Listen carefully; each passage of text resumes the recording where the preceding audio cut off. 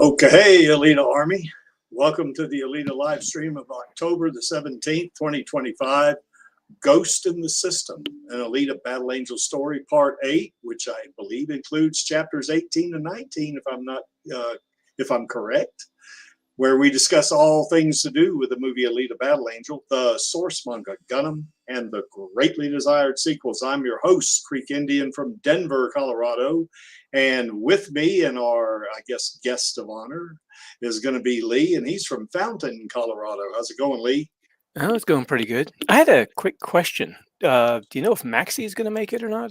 Yeah, I sent him an invite, so he's got the link, and of course Angelus and Chaos and several others have got the link. So Okay. you know, they're probably just running late or something like that. But yeah, they're definitely they've been invited. So you know, if they haven't you know, seen the link yet, well then shame on them. So and it's assuming something hasn't come up. So yeah. Yeah, exactly. Okay, well, anyway, Lee, how's it going down there, man, in Fountain? Well, I am kind of sweating in my apartment, and they've got a freeze warning. It's for later tonight, so I'm kind of wishing it would cool off a little bit faster. Yeah, and guess who just showed up devil. from down under? Were people summoning me? Was there like a summoning circle and stuff? Well, it isn't summer. Summoning. Yeah, well, it's nearly summer here. We've only got a month and a bit to go. Yeah, we're supposed to get some pretty chilly weather, like around probably, I mean, for the next week or so, counting tonight, I guess, around, say, maybe 10 degrees Celsius, maybe something like that. I think is the way it works out. So something like that anyway, in that neighborhood. So sounds like good, comfortable sleeping weather. That does. Yeah, it's about 40 something degrees Fahrenheit. So you know, it's hey, Colorado. If you don't like the weather here in Colorado, just wait for 15 minutes. It'll change. So I apologize for being a little bit late. I was reading some very engaging fiction, and I'm about a page away from where it ends. Apparently, it's not quite finished. But just as a reference point, I'll just say it's chapter 30. Nice. I was actually going to ask you, how bad was it turning out? That's turning out really fucking good. You're a bastard. Cool. So how are things? I can see why you took so long on it. It's very good. Oh, okay. Well, that's good to hear. Yeah, it looks like we got the start was a bit concerning. Looks like we got somebody that's maybe got a little bit of what's James Cameron's. Well, I think I read somewhere that he's a bit of a perfectionist or something. Maybe yes, something like that. So well, I wouldn't call it perfect, but I call it freaking good. So yeah. Let's just say that Lee's craft is excelling. Oh well. I've been stressing over like how badly it's going, and I'm kind of like thinking it's like none of it's really turning out that great. People are gonna hate it. Lee, is there going to be 100 chapters, you think, eventually? I really don't know. I had not intended for it to go this long. It was supposed to be just a little short story of like maybe a dozen chapters of a guy dealing with, you know, mental illness in Iron City, and then, well, it kind of got away from me. Yeah, well, that's okay. How much positive reinforcement do you need, Lee, before you actually, you know, look past your own? Yeah, here's the problem. Yeah, you can very rationally and very what's the word? You can be very rational and detached in observing the fact that you're being punched in the face repeatedly. It doesn't stop you from being punched in the face repeatedly, but you know what's going on. So I'm very well aware that I've got some problems that I'm trying to, you know, not let overwhelm me, but yeah, let me greet some folks there. Hola, Leonardo, ¿cómo está, amigo? Let's see who else we got out there. We got Snark Dragon. Excellent. Good to see you, Snark Dragon. Oh, that's me. Yeah. Oh, that's you. Oh, yeah, I was responding to Leonardo with the very long name. Well, we do have AKA out there from Melbourne, Australia, so he's welcome as well. So what is this? AKAs, I was kind of hoping for 500 chapters. He wants a lifetime. You've only got 470 to go there, Lee. That's right.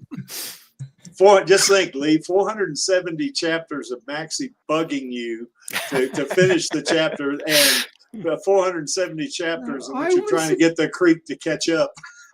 I was a good boy. I just asked him how it was going. I never bugged him to hurry. Yeah, he wasn't too bad. He was just, I know the craft takes time, and it was worth waiting for. AKA is actually from Sydney. Sorry, AKA. I didn't mean to cuss you for that. So yeah, he's a neighbor there of our Maxie. That's what he is. Yeah, Maxie, you and AKA ought to have a beer sometime. And I'm just up the coast a little bit. Yeah, when I do finally get down there to Straya, I guess that we'll all four of us. I get dizzy to come up there, and all four of us have a beer, 5 of us, whatever. So well, and Jelly owes me a visit because I've been to visit him. So yeah. So how are things down there, just a little north of Sydney, there, Maxie? Oh yeah, not too badly. Got some rain overnight, which we needed. Cool. Got a bit dry. The missus had to work today, and Mac has screwed us over, so I had to go back and get the thing they left out of the drive-through order, and then she missed a train, so I'm in the poop. Oh, Jesus. She missed her train. Not that I had any control over them, but yeah, but it's still your fault. Yeah, that's right. I know how that goes. she needs somebody to throw it at because she can't go back into Macca's and abuse them. So yeah, I get it. Yeah. Well, that's what married life is all about there, Maxie. At least that's how I remember it. Oh, it looks like we got Finn out there too as well. So you guys are all changing your damn handles. I don't, what's going on here? Well, Snark Dragon is actually one that I used for a while. For some reason, it isn't showing the name that I normally use in chat. I don't know why it's not doing that. So what we're going to do today, folks, we're going to put the link in the chat when we get to the reaction part after Lee reads chapters 18 and 19. I better hurry up and get on the sticker, else he's going to pass me. So anyway, but yeah, once we get to the reaction part, I'll put the link in the chat. If you want to come on and talk about it, with us, then we'll certainly bring you in. Okay. And we got the LA fundraiser, Fires fundraiser going on. I just put $80 in there because I like to keep this thing going if I can. And I started to put 99 in there, but I kind of like the even numbers, 1600. Nice round number. Yeah, that's right. So, but anyway, if you got a little to spare, we'd really love to help these folks in LA because they are still, recovering from this. Yeah, a lot of rebuilding still going on. Yeah, and it's horrible. I think it was something like 6,800 homes that were destroyed or damaged. And we want to help these guys, help these folks, because they need it. There's the link below the image on the screen there, which is down there in the description as well. So you can click on that. No amount's too small. You can either use your name like I did. Angelus and I, we used our name. You see Lee also, he donated, but, he used anonymous, which you can do as well. And I know Vladi has donated. He used his internet handle. So, you can do that as well. So if no amount's too small, if you can spare it, we certainly would appreciate it. I'm the kind of guy who'll put a brown M&M in the red M&M's bag just to piss somebody off. Well, now the brown M&M, I don't know if I want to go. I don't know if I want one of those. You see, if you put a blue M&M in a red M&M's bag, they'll find it too quickly. We put a brown one in there. Well, we had a thing here going last year, I guess, about the green M&Ms. So I don't know what that was all about. You know, I mean, to me, it's all chocolate. So what the hell? But anyway, that's the way it goes. We also got the Alita sequel petition going on, and yeah, that's right. AKA says now he wants M&Ms. So okay, we do have the Alita. Cricky, Yeah, Cricky, you'll be happy to know that I personally got us another signature on that because Bree, who's the newest member of the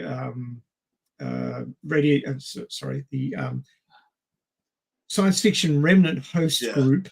Yeah. It's getting rather large now, so there's 4 of us now.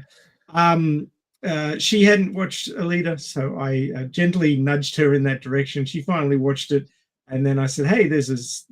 She says, "Oh, that really needs a sequel." I'm going, put your signature on this thing, will you? And so she's one of the new signees. Oh, nice. Yeah, if you're not careful, Maxie, you'll probably start bugging Geo and well, he's Captain Chaos. I started to call him something else, but Geo and Robert, yeah. You'll probably convince them to let me come on the staff too. Eventually, we may as well get it up to like a dozen. Would you have the time though? You've already got so much going on. Yeah, I don't have the time really. So yeah, I'm pretty. But hey, anytime you want to guest with a favorite IP we haven't covered yet, let me know. Oh, you mean like the Alita? The Alita well, thing, if y'all ever redo it. Actually, and this is big news. I've just about convinced them to read the manga, and we're going to cover the Zerkapan arc on Science Fiction Remnant. So you heard it first here on the Alita live stream.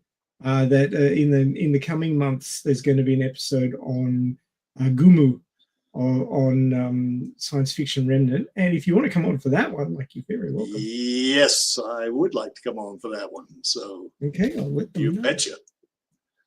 So anyway, as Maxie says, we got, instead of having 5 new signees from the last 4, we got 5 because Maxie got one on there. So anyway, you see the link below the image on the screen there. We added 5 from last week.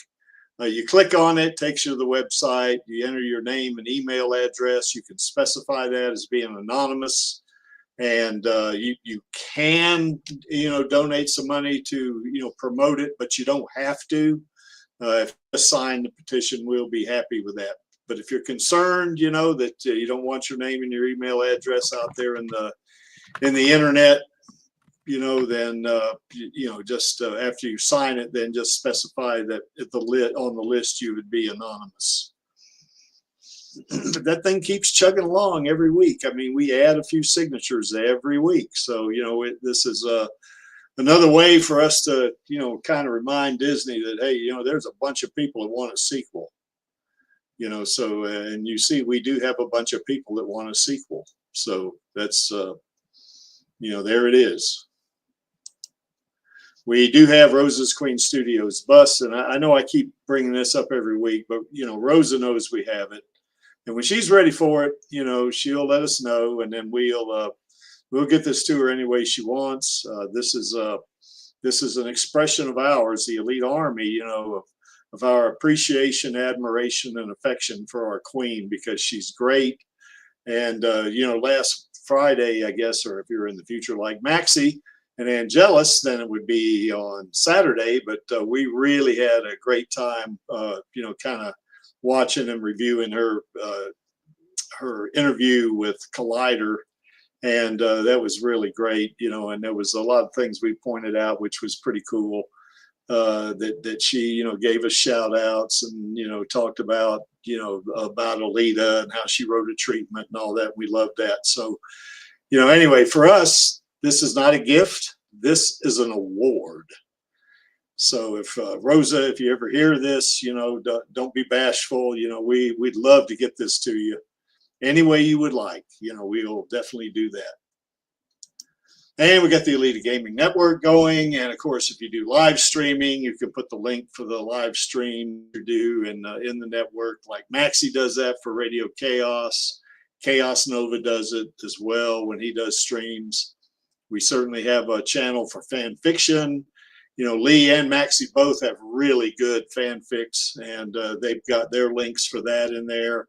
Panini Freak's got one in there as well as I guess Channel Does Not Exist also has several shorts in there, and even the Creek has one out there. So if you've written a fanfic and you want to just put it out there and just see how people like it or whatever, like a little test case, you can put that in there, because we just love seeing new content on Alita, even if it's not canon. We still like it. If you do artwork or videos, then of course there's the User Creations channel. You can put the link for that, or you can put the actual the art or the video in there as well. If you do something that's maybe not Alita related or very loosely Alita related, then you put that in the off-topic channel.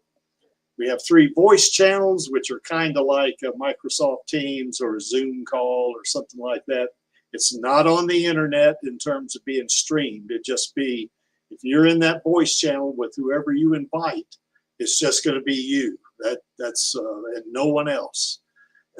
We do not manage this in any way. You don't have to schedule time from me or Matu to get into the voice channel. Just get in there and invite people. Now if someone's already in there, then you can either participate with them or you can go to the next channel. So I know Vladi and Smendrick have been in the gaming channel. I don't think so much lately, because Smendrick's got some health issues going, but but they have spent a lot of time in the gaming channel. I think they were playing RoboCop last I heard.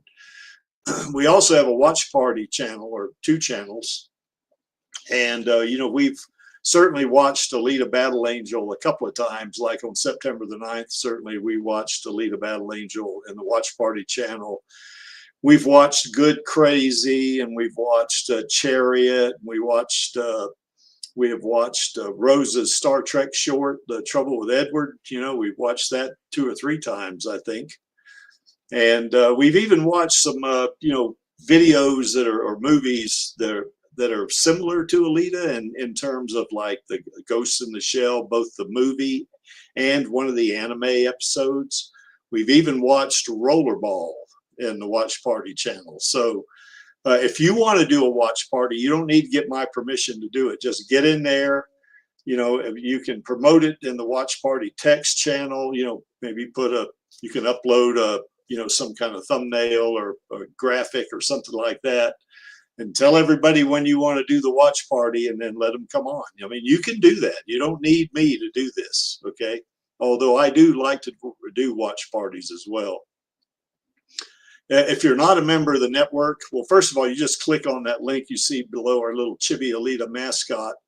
And if you're not a member, then of course Discord will, send you, they will entice you, to become a member, and you can, basically join Discord. If you get the basic membership, it doesn't cost anything. It's absolutely free. And then you click on the invite for the gaming network, and that's absolutely free, because we do not charge, for you to become a member.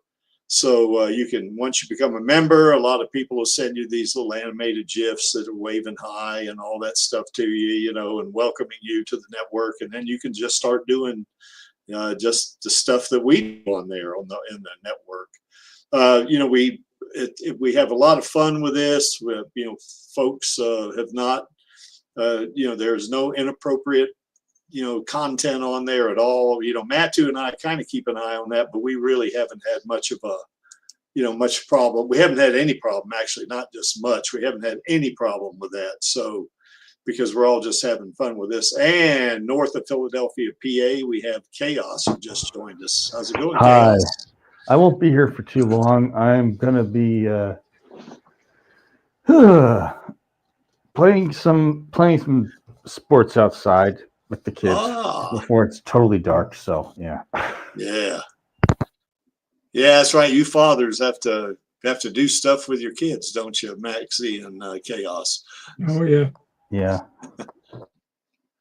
Well, I guess, Lee, you're going to be in that boat too, aren't you?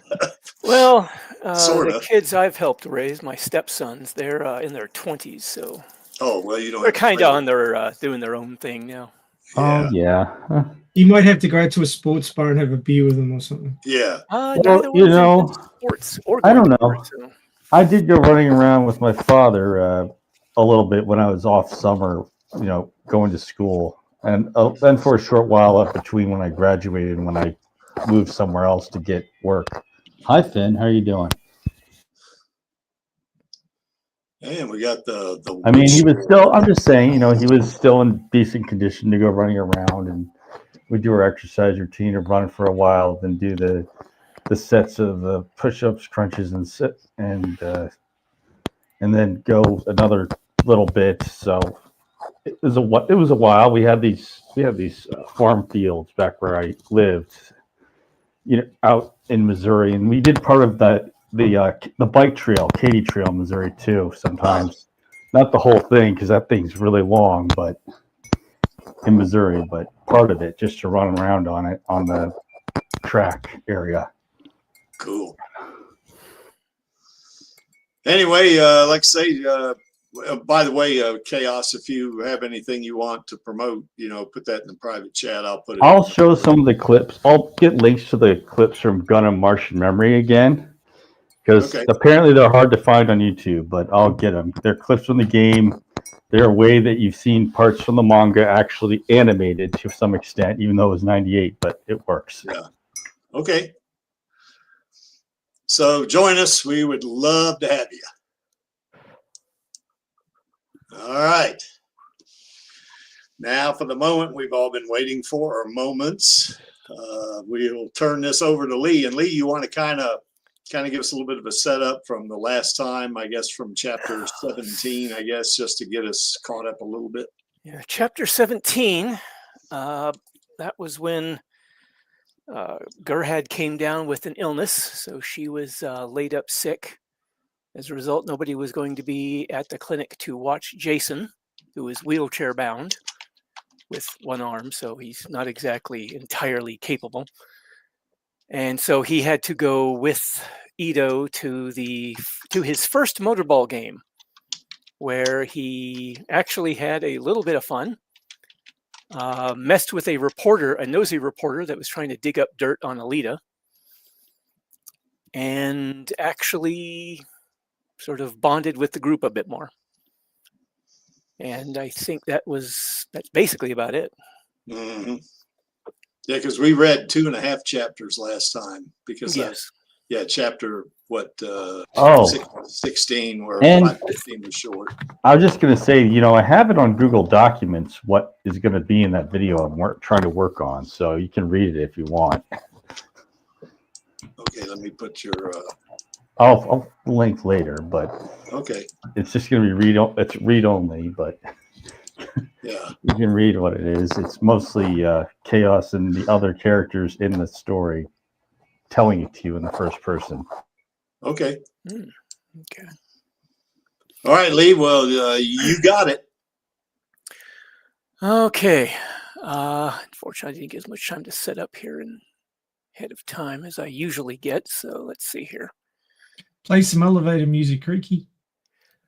Okay, so chapter 18, Fenrir. The next game of the 3-night match goes pretty much the same as the first. I find myself able to handle it much better as well. For the most part, I stay out of everyone's way and watch the game unfold. Loretta was right. Seeing it up close is definitely different from watching it on a screen. It's far more anxiety-inducing for one thing, and that's down in the very relative quiet of the pit. I can't imagine how much worse it might be up in the stands. All of that aside, it really is a sight to behold. Watching Alita and her team tear around the track at such incredible speeds, maneuvering and battling with the opposing team is actually kind of fun. Then I'm reminded of why I harbor such a dislike of the sport, when somebody's body comes apart violently, spilling parts and cyberblood all over the track surface. The cameras around the track show a couple of those moments in vibrant close-ups, replaying them in slow motion for the crowd to enjoy, particularly the times when Alita happens to catch up to an opponent. The flash of fear and desperation on a player's face just before she tears them apart always sticks with me. I can't avoid looking away each time as visions of an enraged cyborg nearly beating me to death flash through my mind. I wonder if my own expression mirrored theirs as they face what seems like an unstoppable force of destruction from which there is no escape. Apart from that, there is a certain enjoyment to be had in watching the players battle it out as they maneuver for control of the motorball. Even so, I still don't really care for it. I suppose I'm just too old-fashioned for this sort of thing. The morning of the third and final game of the 3-night match finds Alita babysitting me while Ito is out. The clinic will be opening late today as he goes to check on Gerhard, bringing her some extra food and medicine to make sure she's doing all right. Since he'll be gone a while, Alita finds an old board game to help pass the time. While visibly worn, it's in reasonably good condition with almost all of the game pieces intact, and only a few well-made stand-ins for what's been lost. I can't help but think that this was Ito's work. Perhaps this was a game he and his daughter enjoyed, and so he had worked to put together replacements for what was lost. The closest comparison I can think of to a familiar game would be Monopoly with combat. With each player able to have their pieces battle it out for each territory they land on. Each battle is resolved with what is almost like a minigame of chess. The game board bears a remarkable resemblance to Iron City. There's a sneaking suspicion that the layout is a much earlier version of the city from long ago. To my surprise, I find myself winning rather handily. Raising my eyebrows at her from across the board, I ask her with a bit of facetious suspicion, "You're not going easy on me, are you?" One corner of her mouth raises in a faint smirk. "Do you want me to?" "Can't say I do, no." Her smirk spreads into an approving grin. "Good. I wouldn't even if you did. I don't really like losing."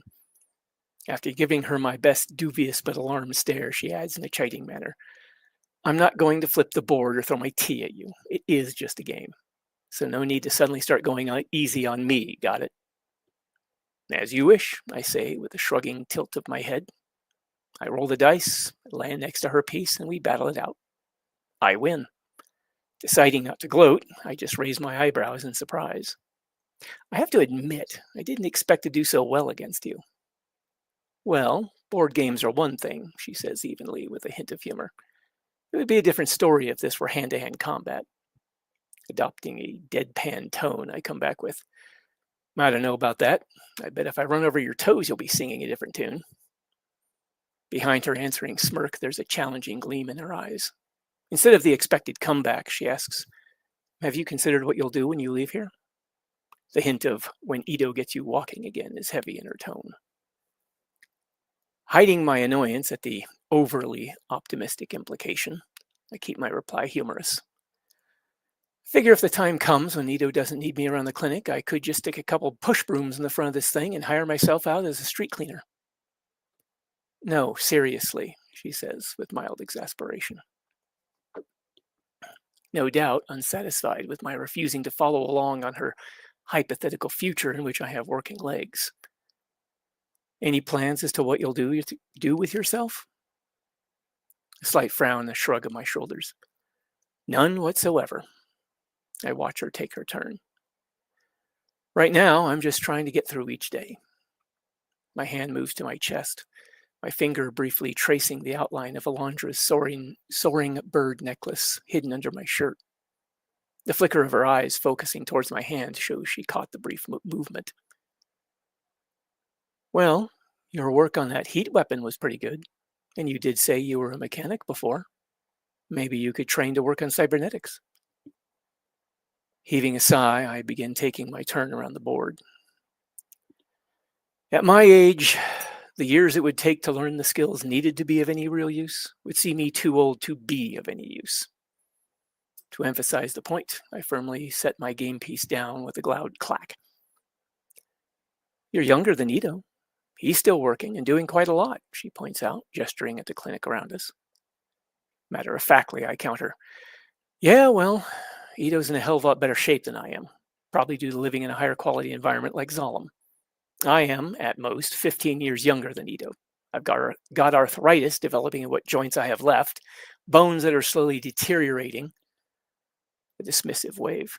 Considering all the heavy metals, industrial toxins, and other shit floating around this city, I probably had a few years shaved off my lifespan the moment I set foot inside those walls. A fatalistic shrug. I don't know. Maybe there is something more for me, but I ain't seeing it right now. There must be something, she says earnestly. She looks thoughtfully down at the board, then back up at me. Just don't stop trying to find it, all right? I'm not planning on giving up, if that's what's concerning you, I reply tersely. After a brief silence, I look over the top of my glasses at her, asking more softly, "You worried I'll do what Alondra did?" She gives me a measured look. "Can you tell me honestly that you didn't at least think about it?" "Yeah, I thought about it," I reply flatly. "Don't mean I ever intend to do it." I don't elaborate on the fact that I hadn't intended to put a loaded gun to my head some years ago either. Making an effort to relax my guard a bit, I add, "For now, at least, I got a medication that seems to be working at keeping me stable, and support from people who seem to be willing to help me get through this." I'm unable to directly meet her gaze as I confess. That support can mean a lot more than medication, too, so I shrug. Things could be a lot worse. Ito and Gerhard don't give up on their patients, she states firmly. One side of her lips curl up in a faint smile. I'm not known for giving up either. The faint smile fades as she says more seriously, "I know you don't believe it, but I do believe that this isn't going to last forever." She gestures at the wheelchair I'm in. "It's just going to take some time." Hopelessness tries to seize me, but I let out a sigh and say, "Well, I ain't holding my breath on ever walking again, but I'm willing to trust that I'm not getting thrown out like yesterday's garbage." Her expression more pleased, she says lightly, "Really? Well, progress already." A quiet chuckle escapes me, and we return our attention to the game.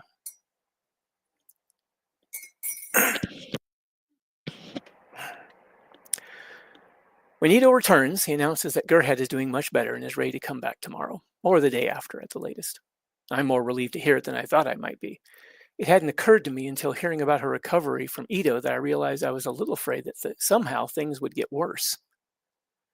Before long, evening comes, and with it the time of Alita's game. I make certain to grab the hat Ito gave me, then we pack up into Kiyomi's van and drive out to the arena, with Alita already having gone on ahead. The trip out isn't too bad this time around, partly because I'm just too worn out to feel any anxiety over being out in the public this time. Once we get there, however, then my anxiety levels begin to jump.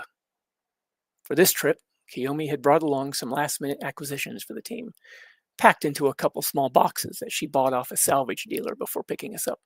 Ito reimburses her with a little extra on top to thank her for the added help.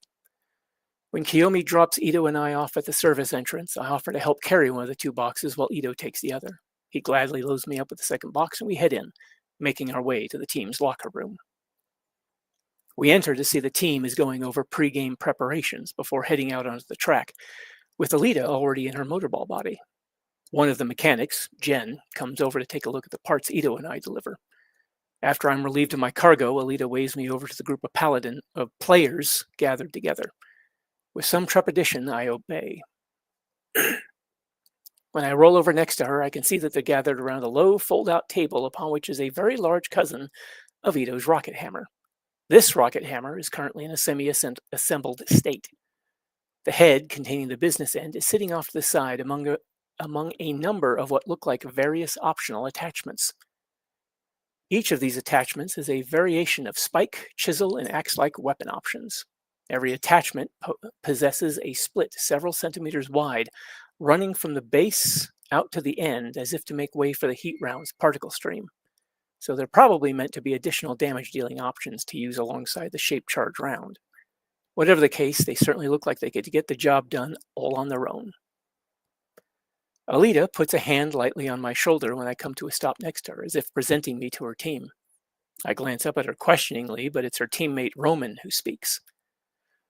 "So, you're the man who helped Ito put this together?"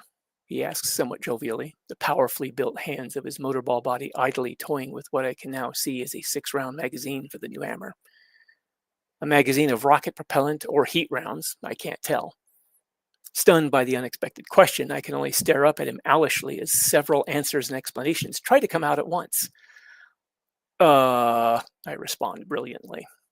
Nope, my mind fills in helpfully. I just provided you with a cartoonishly amateur simulation of an ancient weapon. He did all the useful stuff.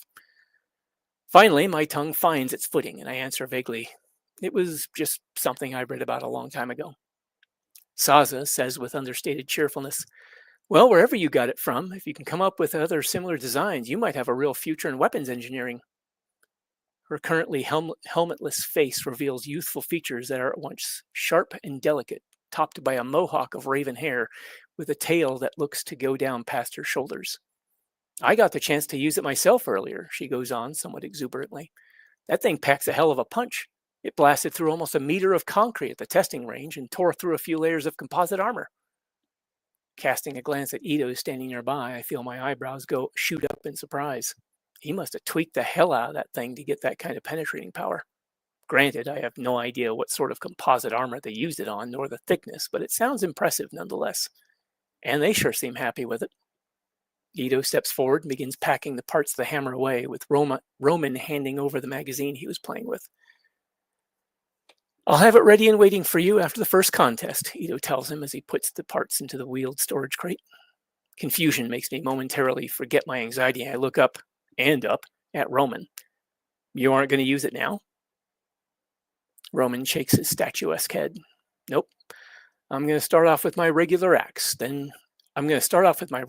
Just like any other game. He gestures with a thumb behind him at the oversized fire axe-looking weapon leaning against his locker. Then, when we hit the second contest, bust this rocket hammer out as a surprise, sure to wow the fans as well. His grin makes him look like a big kid anticipating a new toy. Alita glances up at the clock over the tunnel out to the track. Time to head out, she announces to them loudly. She puts on her helmet and exchanges a quick embrace with Ito as her team heads for the tunnel, then rolls after them. Good luck out there, I call after her. She turns back towards me and gives me a quick smile.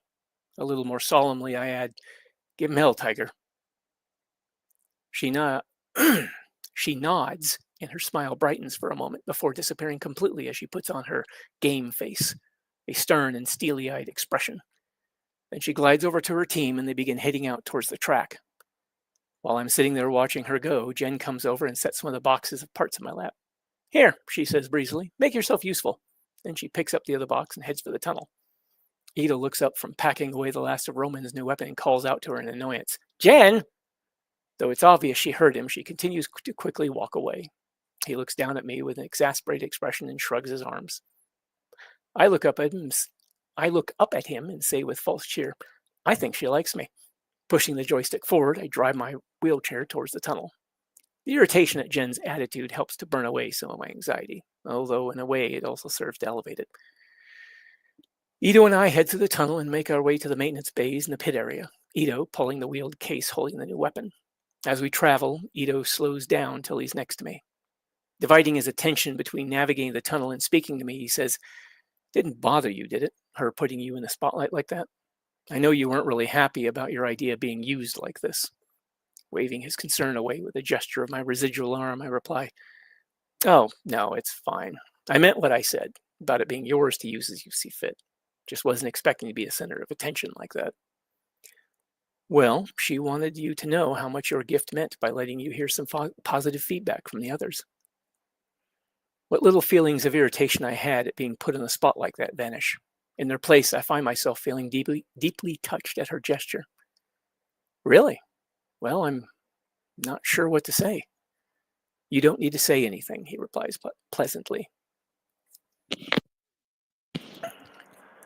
We get out into the pit area, and I help get the parts delivered to where they're needed. Further off in the distance, the players all form up at the starting line, and the column of lights off the side of the track counts down from red to yellow to green. A signal horn blares, and the motorball is launched onto the traffic, the numerous motor-powered knobs around it making it skitter unpredictably as it shoots down the track. The sound of the signal horn is very nearly lost in the crashing waves of cheers from the stands and the voice of the announcer. The players explode off the starting line, each team violently striking at opposing players as soon as they leave the starting area. Ito and I watch as the 14 cyborg melee tears down the track, quickly converging on the skittering motorball in a violent confusion of motion. One of the opposing team, a rather hulking brute, bears down on the objective, but before he can grab it, a smaller purple blur zips in between him and the ball. The blur of motion resolves itself into Alita as she blocks his grab while her teammate, Takata, zips in to take possession of the ball. I can't see the face of the paladin she blocked due to the camera angle in his helmet, but his body language seems angry enough, and he's got to be more than 3 times her size. I don't recall seeing him in the previous night's game. He lunges at her with a fist that's comprised of vicious-looking spikes. As his lunge reaches full extension, Alita slips under his arm, launches herself off the track, and hooks a foot around his neck, performing some sort of crazy flip that swings her around until she ends up with the knee of her other leg hooked around his neck. Her opponent stands upright and tries to reach up to dislodge her, but by that time she's already continuing to swing around, and using her own momentum, as well as possibly even her opponent's, she pulls him off balance. As he falls backwards, Alita plants a roller foot on his face and drives the back of his head into the track, launching herself into the air just in time to avoid a weapon swung at her by one of her target's teammates. As her target smashes into the track, the other guy who just swung at Alita is tripped up by the downed player. Excuse me. By the downed player, and both opponents are left tumbling down the track, a few parts flying, as Alita lands nimbly on both sets of narrow rollers to continue on almost as if nothing happened. The crowd and the announcer go wild. Caught up in the excitement of watching her take down her much larger opponent with such grace and precision, I almost shout out in excitement. However, my anxiety heightens my self-consciousness, stopping me short. I glance around, feeling inexplicably embarrassed as I sink back into my wheelchair. I look up at the view screens as Ito returns to making sure everything is ready for when his team has to come in for a pit stop. One of the views being shown is of the 2 opposing players that Alita took down single-handedly, now getting themselves upright.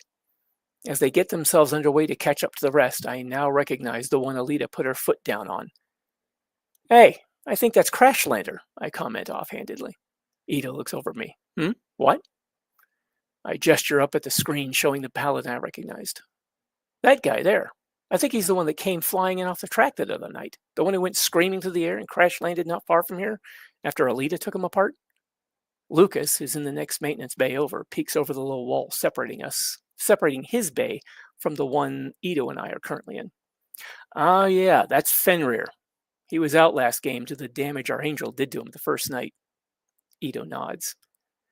"Yes, I've heard a little about him, but mostly just his player stats." "Then what you may not know," Lucas says with a touch of distaste, "is that this guy's a real fucker. Acts like he's the best thing to happen to Motorball, but hasn't been able to get out of second league in years. He also treats his fans like shit. As a result, he doesn't have many anymore. Word is he's become pretty embittered about how his career's turned out. Might have even become an addict, if you believe the rumors." I glance out at the track where this Fenrir can barely be seen in the distance, speeding to catch up to the pack.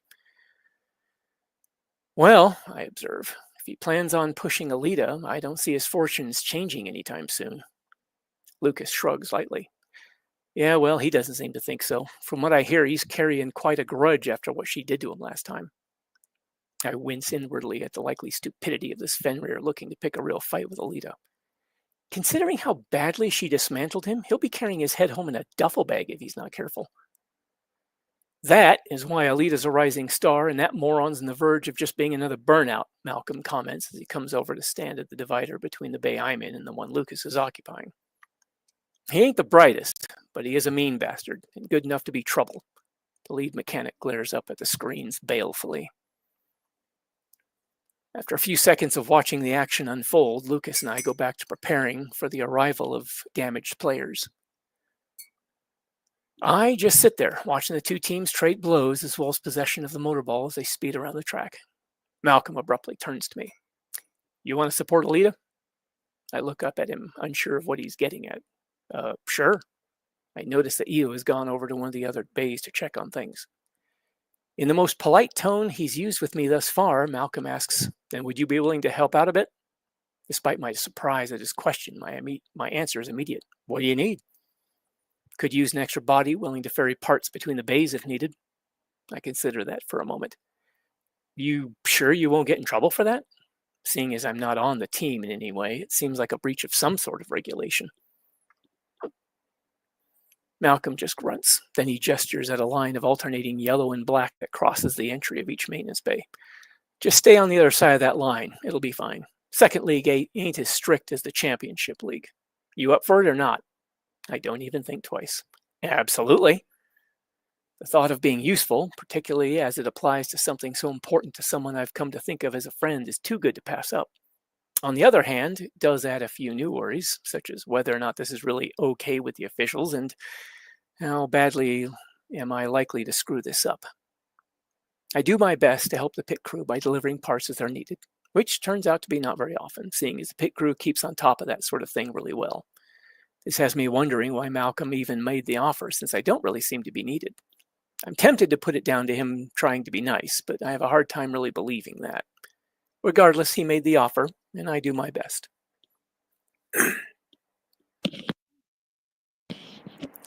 Ito is pleased to see me doing so, at one point telling me, "You're looking better." And he's right. I feel pretty good. Not great or anything, but certainly a lot better than I did. I can continue to help out a little bit here and there as I watch the game unfold. It goes a little tougher for Alita's team this time, as neither side gets a clear advantage. Seems like the opposing team learned from their last encounter. However, things don't go all that badly for either team, with only a few players getting sent into the pit for relatively minor problems. That is, until the last lap of this first contest. Coming up on the last stretch of the final lap, Fenrir and another of his teammates put Alita into a bit of a pincer attack. We watch on the big screen nearby as Alita brings her plasma-charged blade up to strike at Fenrir. Let me try that again. We watch on the big screen nearby as Alita brings her plasma-charged blade up to strike at Fenrir. He brings up his right arm against the flat of the blade to force it out of the way, wrecking his arm in the process as it contacts the plasma field, and knocks her off balance with a palm strike from his other hand. Then his teammate on her other side moves in and swiftly delivers a crushing blow to her right leg. She's forced onto her right knee. Sparks and pieces of her leg scatter in her wake as friction rips into it, slowing her forward momentum. My anxiety spikes as memories of the agony that burned through me. My anxiety spikes as memories of the agony that burned through me as my knees were crushed into the street rush back to me in an instant. My breath catches in my throat. Alita puts her left hand down to keep herself from face-planting on the track due to the sudden loss of forward momentum, and more sparks are added to the dangerous display. Then she swings the plasma-charged blade in her right hand, cutting a red-hot path of destruction into Fenrir's teammate, who cuts his speed and dodges away in obvious distress. As she does so, Fenrir delivers a vicious kick that crumples Alita's side and sends her flying, tumbling up the curved wall of the track. "Alita!" Ito cries out as her helmet comes off and her hair flies about her head in a black halo. Her damaged leg separates at the knee and the lower part spirals off down the track on its own. Not far away, I hear Malcolm mutter, "Shit." As Alita tumbles to a stop and begins sliding back down the curved track surface, Fenrir also comes to a stop a couple dozen meters away down the track, his partner continuing on without a backward glance. Fenrir looks like he's about to go back and have another go at Alita when the two brothers, Bannock and Roberto, who'd been trailing behind, come to a stop between him and Alita. Their body language makes it clear. If he wants Alita, he's going to be going through them first. To say nothing of the penalty Fenrir's team will incur for him going backwards on the track. I'm no longer paying attention to the camera tracking the two teams still fighting over the motor ball. All my focus is now on the screen showing a close view of the scene between Alita and Fenrir. I can make out that Fenrir is shouting something at the two brothers guarding Alita as she struggles to get herself upright on 1.5 legs. There's no sound over the thunderous noise of the crowds going wild, but the gist is pretty clear. That's what that bitch gets. There's a flash of rage at the sneering, hate-filled look on Fenrir's face. In that instance, it's as if my anxiety and fear vanish. I feel my breathing pause as I fall under the effect of an old habit from years back. My eyes narrow as they lock onto Fenrir's image on that Jumbotron-sized screen. Exhale slowly. Steady your aim. I can almost feel my father's old bolt-action .30-06 rifle in my hands. My left index finger on the trigger. Center the scope, crosshairs on his eye just under where his helmet covers. Take up the slack on the trigger.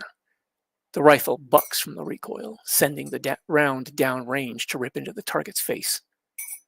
I blink and the moment passes, though a cold anger persists.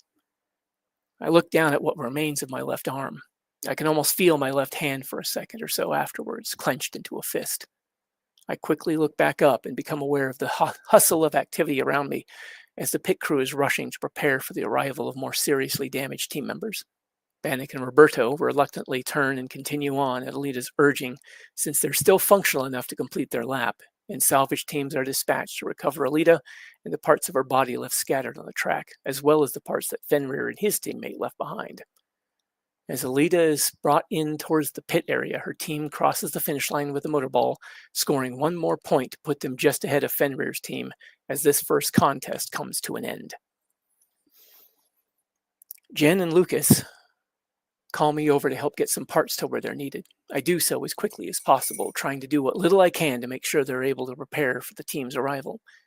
It doesn't take all that long, and I'm done before any of the team sets foot in the pit area. No longer needed, I sit off to the side while the first to arrive is Alita, helped into her maintenance bay by Ito as she balances on her remaining wheel foot. As she makes her way into the bay, I can see a few metallic glints along one cheek, tiny tears in her synthetic flesh where the metal underneath shows through. Despite the damage, she looks unconcerned, more annoyed than anything else, though a smoldering rage seems to burn behind her eyes. Malcolm makes his way over to help Ito prepare the damaged remains of Alita's knee for the attachment of a new lower leg. I watch from the sidelines as they repair the damage done to her, as well as a couple of her other teammates. As the other players all make their way into the pit area, the 20-minute intermission begins. With no one else needing my limited assistance, I sit quietly out of the way and watch the pit crew work. While I'm off to the side observing the rush of activity, the anger I felt over Fenrir's attack on Alita fades a bit as I watch the small swarm of reporters enter the area to get close-ups and interviews with players and pit crew alike. I am left alone this time, much to my relief.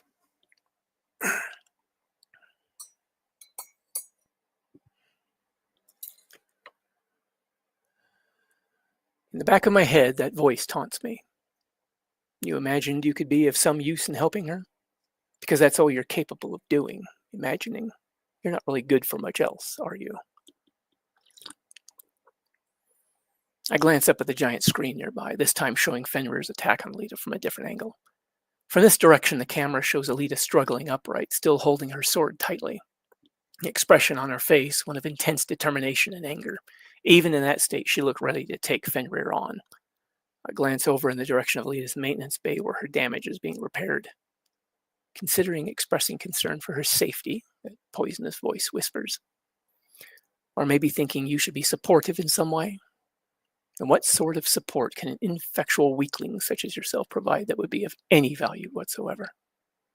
I struggle to fight back against the onslaught. But in the end, its logic seems undeniable. She's survived more in her few months in this city than I have in my whole life, and she's come through stronger than before. Are you really so arrogant as to believe your support, such as it is, could possibly matter to her? That your so-called friendship is anything but a farce? I try to push back against this, remembering the concern she's always shown towards me. Or maybe her concern is that your weakness was infecting her. My memory of the events warp subtly, twisting into something else. A kind of numbness begins to spread, and I stop fighting as I find myself in the middle of a vast gulf separating me from the rest of the world. Lost in this sudden mental fog, my mind takes a wrong turn. You're not seriously going to inflict yourself on her in the middle of something so important, are you? She's going to need to focus, and having some idiot like you bothering her won't be helping. Looking over at Alita and her teammates, I'm put in mind of superhuman titans. Beside any of them, what am I? Easily broken, largely irrelevant. There's no rage or anger or envy or resentment. It's just what I am, It's probably all I deserve to be. At this moment, it seems like such a straightforward conclusion. Well then, I quietly say to myself, I guess that pretty much sums it up. Sums what up? Asks a voice close by on my right side. I look over and have to turn the wheelchair a bit in order to see who's there. I'm rather surprised to see Roman towering over me. Oh, I answer lamely. Nothing, just thinking out loud. I take a quick look around, wondering if I'm in his way or something. Unexpectedly, he seems to just be standing there. Roman grunts in acknowledgement. He gestures towards the nearby Jumbotron-esque view screen, currently replaying the exchange between Alita, Fenrir, and Fenrir's teammate. Can you believe that? He was more concerned with getting back at Alita than winning the game. He was even willing to risk penalizing his own team by backtracking. His tone carries a definite note of disdain. For a couple seconds, I'm at a loss for a response. I hadn't expected to have someone be randomly interested in talking to me. Yeah, I was a little surprised at that. Guess he really can hold a grudge. I shrug faintly. I was also surprised Alita got taken down like she did. She usually makes it look so easy the way she handles a lot of these guys. To my surprise, Roman actually gets down on one knee to be closer to eye level with me. Well, not sure if you noticed, but Fenrir's a bit faster than he was before. Probably caught her off guard. I glance back up at the replay on the screen. I can't actually see any difference. Yeah, I'm just not seeing it. Seems like a good thing Roberto and Bannock were close by. She probably could have handled him even in that state, but kind of hard for me to say. I shrug. I'm no combat expert. Roman emits a quiet chuckle. Not the first time she's taken a bad hit, though it doesn't happen all that often. It's one of the reasons she came to the attention of our sponsor so quickly. He jerks a thumb over his shoulder at the maintenance bays behind him. As for Roberto and Bannock, I think those two were just waiting for an opportunity to race to her rescue. I look over at him curiously. Why is that? Those two have been vying for her attention ever since our little team was put together. They've both made little advances trying to catch her eye. He shrugs his large armored shoulders. She keeps shooting him down, but they're persistent. He leans in a bit and adds in a low voice. Me and Saza have a bit of a bet going on how long she'll put up with it. Then he seems to watch me carefully as he waits for my response. I look over in the direction of Roberto and Bannock, both now finished with their repairs. My eyebrows come down over my eyes as I'm hit with a feeling of concern over how that might affect Alita, considering how her loss still seems to hurt. A glance over at Alita, still being worked on by Eddie and Ito, who have moved on to fixing the damage to her torso. After watching me, Roman comments in a laid-back manner, "Does her interest in her bother you?" I look over at him, not sure what to make of his question. "Not really, no." I shrug faintly. "I'm sure that if she's got a problem with it, she'll solve it." Roman nods thoughtfully and says with a light chuckle, "True enough, I suppose." Feeling a sudden suspicion, I ask, "Why do you care about my feelings in the matter?" He looks over at me with a slightly guarded expression. "I suppose I was just trying to figure you out. With you living in the same house as she and Ito, I was a little curious as to whether or not there might be some sort of complications." He glances at Alita. "All of my teammates here are good people, but something about her, she's something special." His tone carries no hint of romantic interest, merely a sort of admiration. I find myself nodding faintly in agreement. He looks back over at me with a slightly puzzled expression and says, "No offense, but you show up here in obvious need of cybernetics you don't have while staying in the home of the best cyberdoc in the city, who's known for his generosity. Kind of got some people wondering." I nod slowly. "Yeah, that's complicated." I feel my heart flutter as a twinge of anxiety hits me, but surprisingly, that's the worst I get. Here I am talking to a full cyborg and feeling pretty much just fine. Roman shrugs dismissively. "Well, whatever the case, you seem like a good guy. Probably why she seems to think so highly of you." I look up at him, feeling my eyebrows raise in surprise. "Does she?" I ask, unable to keep the incredulity out of my voice. "Yes," he says, nodding. You showed up after that. After you showed up that first night, some of us asked her about you.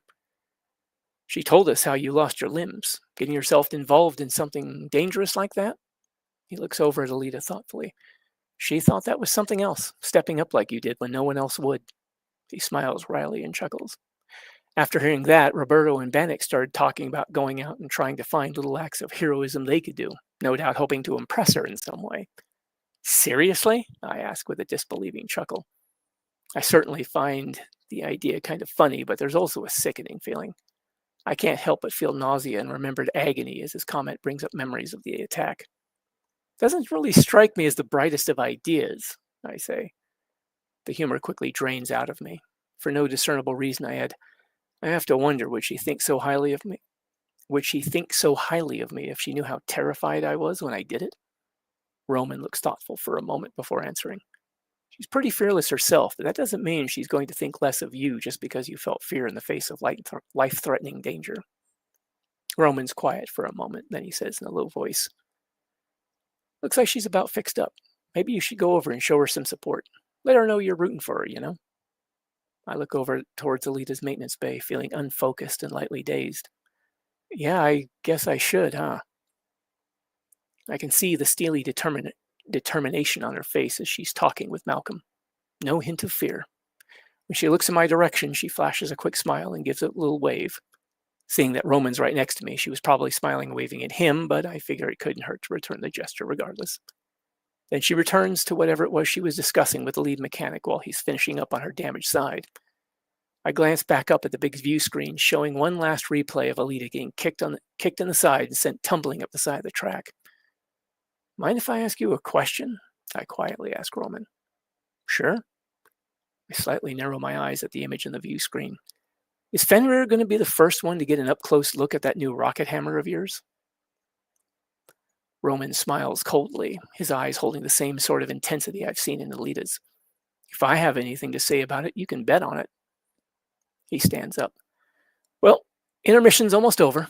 Nice talking with you, Jason. He extends an armored hand. I take his hand and feel my own frail flesh and blood hand disappear as he wraps fingers almost 3 times as big as mine around it and gives a quick shake.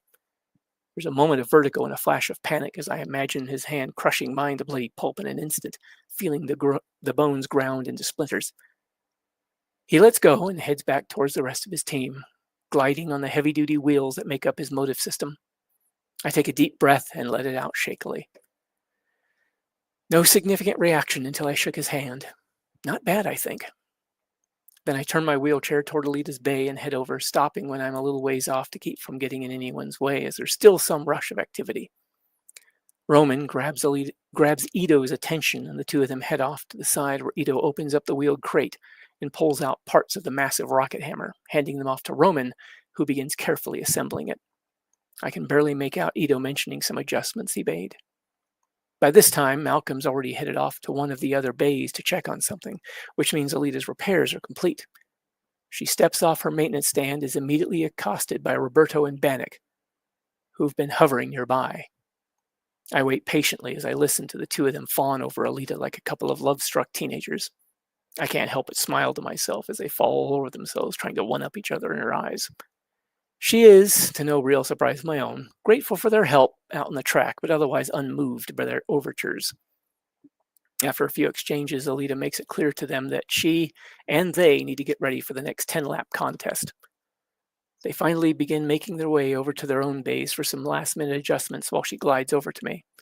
As the two brothers head off, they each shoot curious, if somewhat cool, looks in my direction. In an attempt to be friendly, I manage a faint smile and a quick wave to them as they go past. They ignore me and continue on.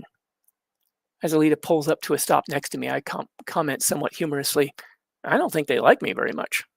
She tucks her helmet under one arm, putting on a little smile. I don't think it's anything like that. Those two are just... She shakes her head, glancing in their direction. Metallic glints are still visible through the tiny tears in her synthetic skin. Something else? I offer helpfully with a lopsided smile. I pat one of my wheelchair's main wheels. They're probably just jealous because mine are bigger. She chuckles quietly at that. Oh, I'm sure that's it, she responds with gentle teasing. I toss my head in the direction of the track. I hope you don't mind me saying, you had me a little worried there for a bit. Were you? She says with a knowing look. Well, you and Ito can both stop worrying. I'm fine. I shrug offhandedly. No, I don't doubt it. You look ready to cut Fenrir off the knees if he came within arm's reach. I'm kind of glad you didn't. Really? She returns, her expression tensing a bit. Why's that? I nod towards Roman and Ito as they make some last-minute checks to Roman's rocket hammer. Well, do you really want to deprive Roman of an excellent opportunity to try out his new toy on a deserving target? Alita narrows her eyes a little at me, though her mood relaxes. I thought you didn't much care for this blood sport. I lower my gaze, feeling a stab of guilt about that apparent hypocrisy. While that is true, I like seeing my friends getting kicked around by some egotistical jackass even less, blood sport or no. I look up at her from under the brim of the hat and say in a casual manner, call it a character flaw. She brightens considerably. I think I can overlook a flaw like that. At a loss for words, I push my hat back and drop my gaze as I shrug faintly, unable to suppress an awkward grin. I better get going. She puts her helmet on and checks herself over briefly. By the way, how are you holding up? I take a moment to consider the question. Not bad, actually. Guess I was so busy worrying about other things, my anxiety didn't have a chance to cause any trouble. One of the reasons I've been so willing to help out. I found out some years ago that if I can do something for others, it forces my attention outward. This can help to prevent the black hole of my depression from drawing me inward, compressing my world into my own little hell. Good, she says, laying a hand on my shoulder briefly. Then she skates off, heading towards her teammates, now gathered together as they ready for the game to resume. I'd meant to say something more to her as she left, something encouraging, but as so often happens, I completely blank out and no words come to me. So I just sit there silently as I watch Alita and her team prepare for the next half of the game. I sigh in quiet frustration at my inability to articulate a better show of support. The end of intermission comes quickly and both teams take to the track behind a small one-person pace car. The pace car leads them down a relatively straight track section before letting a new motorball loose and veering off out of the way. The scene quickly devolves into chaos as the two teams attempt to both damage the closest opponent and gain possession of the ball. It's during this moment that Roman makes his first official use of his new rocket hammer. He positions himself near Fenrir on his left side, and without visibly telegraphing his move, he triggers a powerful rocket in the back of the hammer. From the view I have, it looks like all he does is let the head of the hammer take off like a tethered missile, his right-handed grip keeping it on a well-aimed arc across his front and off to the side. Fenrir tries to dodge too late, likely caught off guard by the lack of any sign of impending attack from Roman, as well as the hammer's speed. The business end of the hammer catches Fenrir dead center of his breastplate. The split-ended chisel head smashes against the armor of Fenrir's chest, damaging it badly. Almost simultaneously, the heat round within triggers, blasting a stream of molten metal out. The destructive force of the heat round manages to blow a hole straight through Fenrir's body. Almost half the chest plate is shattered under the dual impact of the hammer and the blast of the shape charge. Fenrir, already teetering from the destructive impact of the hammer, is forced completely off balance. He lands with a heavy impact on his back and is left sliding along the track in a trail of sparks. Not even past the first lap, and Fenrir's already been forced to take to the pits or risk more serious damage now that his chest is exposed. The rest of his team is more fortunate. I find it difficult to watch without feeling some amount of satisfaction. The next several laps go by with Alita's team scoring enough points to significantly widen their lead. Roman's new rocket hammer proves to be a fearsome addition to Alita's plasma-charged sword, and from the looks of it, Roman's plan to keep it as a surprise is working. The opposing team seems to be thrown into a bit of disarray, unsure of how to deal with the new weapon. And this close to the end of the game, they won't have much time to get acclimated to it. With only a few laps left, the pit crew and I watch as Fenrir decides to try and do something about this by making another attempt at taking down the object of his seemingly irrational hatred. An opportunity presents itself when Alita, having just gotten possession of the ball, gets separated from the pack after going through a particularly hazardous section of track lined with dangerous obstacles. Fenrir descends on her before any other members of her team can catch up. Armed with a large axe and a whip-like chain, Fenrir manages to entangle Alita's left arm with her sword clipped to its mounting, the chain wrapping around her forearm and the blade. I learned from Ito that Alita's sword can normally cut through steel as if it were cardboard, even without the plasma field. But with the chain wrapped tightly around it, there doesn't seem to be any way for her to get it in hand to either produce the plasma field or get a cutting motion started to slice through the chain. Fenrir then starts violently jerking at the chain to force Alita off balance and get into a position to launch a more damaging attack. As Fenrir draws Alita in, she turns and throws the motor ball at him, trying to hit him in the legs from the look of it, but also freeing up her right hand. Fenrir easily evades the thrown motor ball, a look of murderous glee on his face as Alita is drawn into striking distance. What happens next is a little hard for me to follow due to the near blinding speed with which it happens. Alita spreads her legs in a wide split, keeping her rollers in line, and must have hit the brakes because she zips under him just as he tries to take her head off with that axe. She grabs her sword with the right hand, lighting up the blade with that electric blue plasma field, and pulls it out of the forearm's mounting. The blade reduces the chain, wrapping her arm to red-hot pieces that bounce and skitter down the track behind the two combatants, but also leaves a raging red gash glowing along her forearm in addition to taking off the last two fingers of her left hand. Then she brings her legs together, springing up to a more upright position as she grabs what's left of the chain in her damaged left hand and leaps onto Fenrir's back using the chain he's still holding onto and bracing herself there with a knee. Fenrir seems to realize he's in trouble because the murderously gleeful expression he had is replaced by one of rage. Instead of letting go of the chain or anything like that, he brings his right elbow back in a strike, attempting to dislodge her. Alita brings her sword up in a lightning-quick strike that severs his right arm at the bicep, depriving Fenrir of both his arm and the axe held in that arm, leaving the arm and weapon to hit the track and bounce away behind the two combatants. Fenrir finally thinks to let go of the chain and brings his left elbow back in another attempt to knock her off. Alita does a little hop off, easily dodging the attack as well as landing nimbly on her feet and whips the chain up, wrapping it around Fenrir's neck. Fenrir tries to whip himself around to face her, but Alita aims a lightning-swift kick at the foot he's pivoting on and nearly knocks him off balance, forcing him to right himself without completing the maneuver. As her enemy brings his hand up to his throat to grab at the whip, she pulls on the chain and again hops onto his back with a knee braced against his lower back and slices his left arm off at the shoulder. Then she pulls herself up so that her head is right next to his, her expression one of icy determination and anger. I see her lips move as she says something to Fenrir. Then she hops down off his back, performs an unbelievably fast spin without losing forward momentum, and slices through both legs above his knees with that plasma blade. I feel a twinge of sympathetic pain in my own non-existent knees, a ghost of the remembered agony of flesh and bone being crushed into pavement. Fenrir hits the ground chest first with an enraged expression, his mouth open in what is likely a furious howl, and begins bouncing and sliding down the track. Alita keeps hold of the chain and begins swinging it, as well as Fenrir, around in a tight arc. After one revolution, she releases the chain, and Fenrir is sent skidding sideways along the track to fly up the curved side and out into the grounds outside the track. The pit area erupts in cheers as the crew joins in the crowd's wild excitement at the sight of Alita's victory over her opponent. Nearby, I hear Malcolm say to Ito with a note of admiration, "That's your girl, eh, Ito?" "Yes, she is," Ito says in response, his voice full of fatherly pride.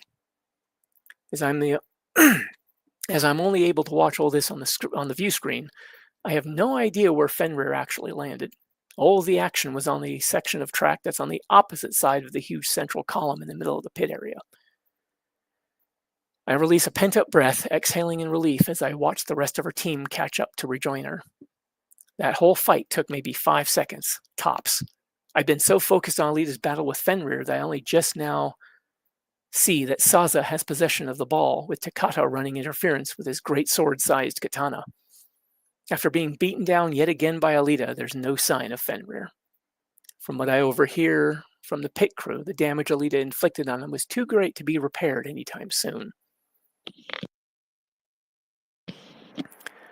Alita and her team still have a harder fight this time, with Saza, Roberto, and Bannock ending up sidelined with severe damage.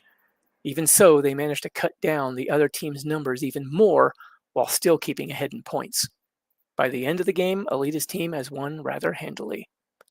After the last lap, the losing team makes its way into the pit for repairs while the winning team gets a moment in the spotlight as the crowd cheers. Unlike the rest of her team, Alita doesn't really smile at the cheering crowd or the reporters.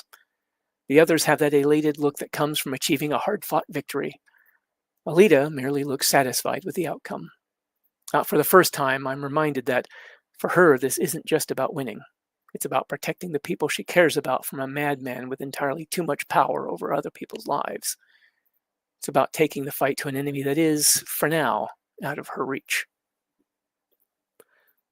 While the players are mobbed by throngs of reporters and fans, the pit crew packs up and heads off to stow the team's equipment.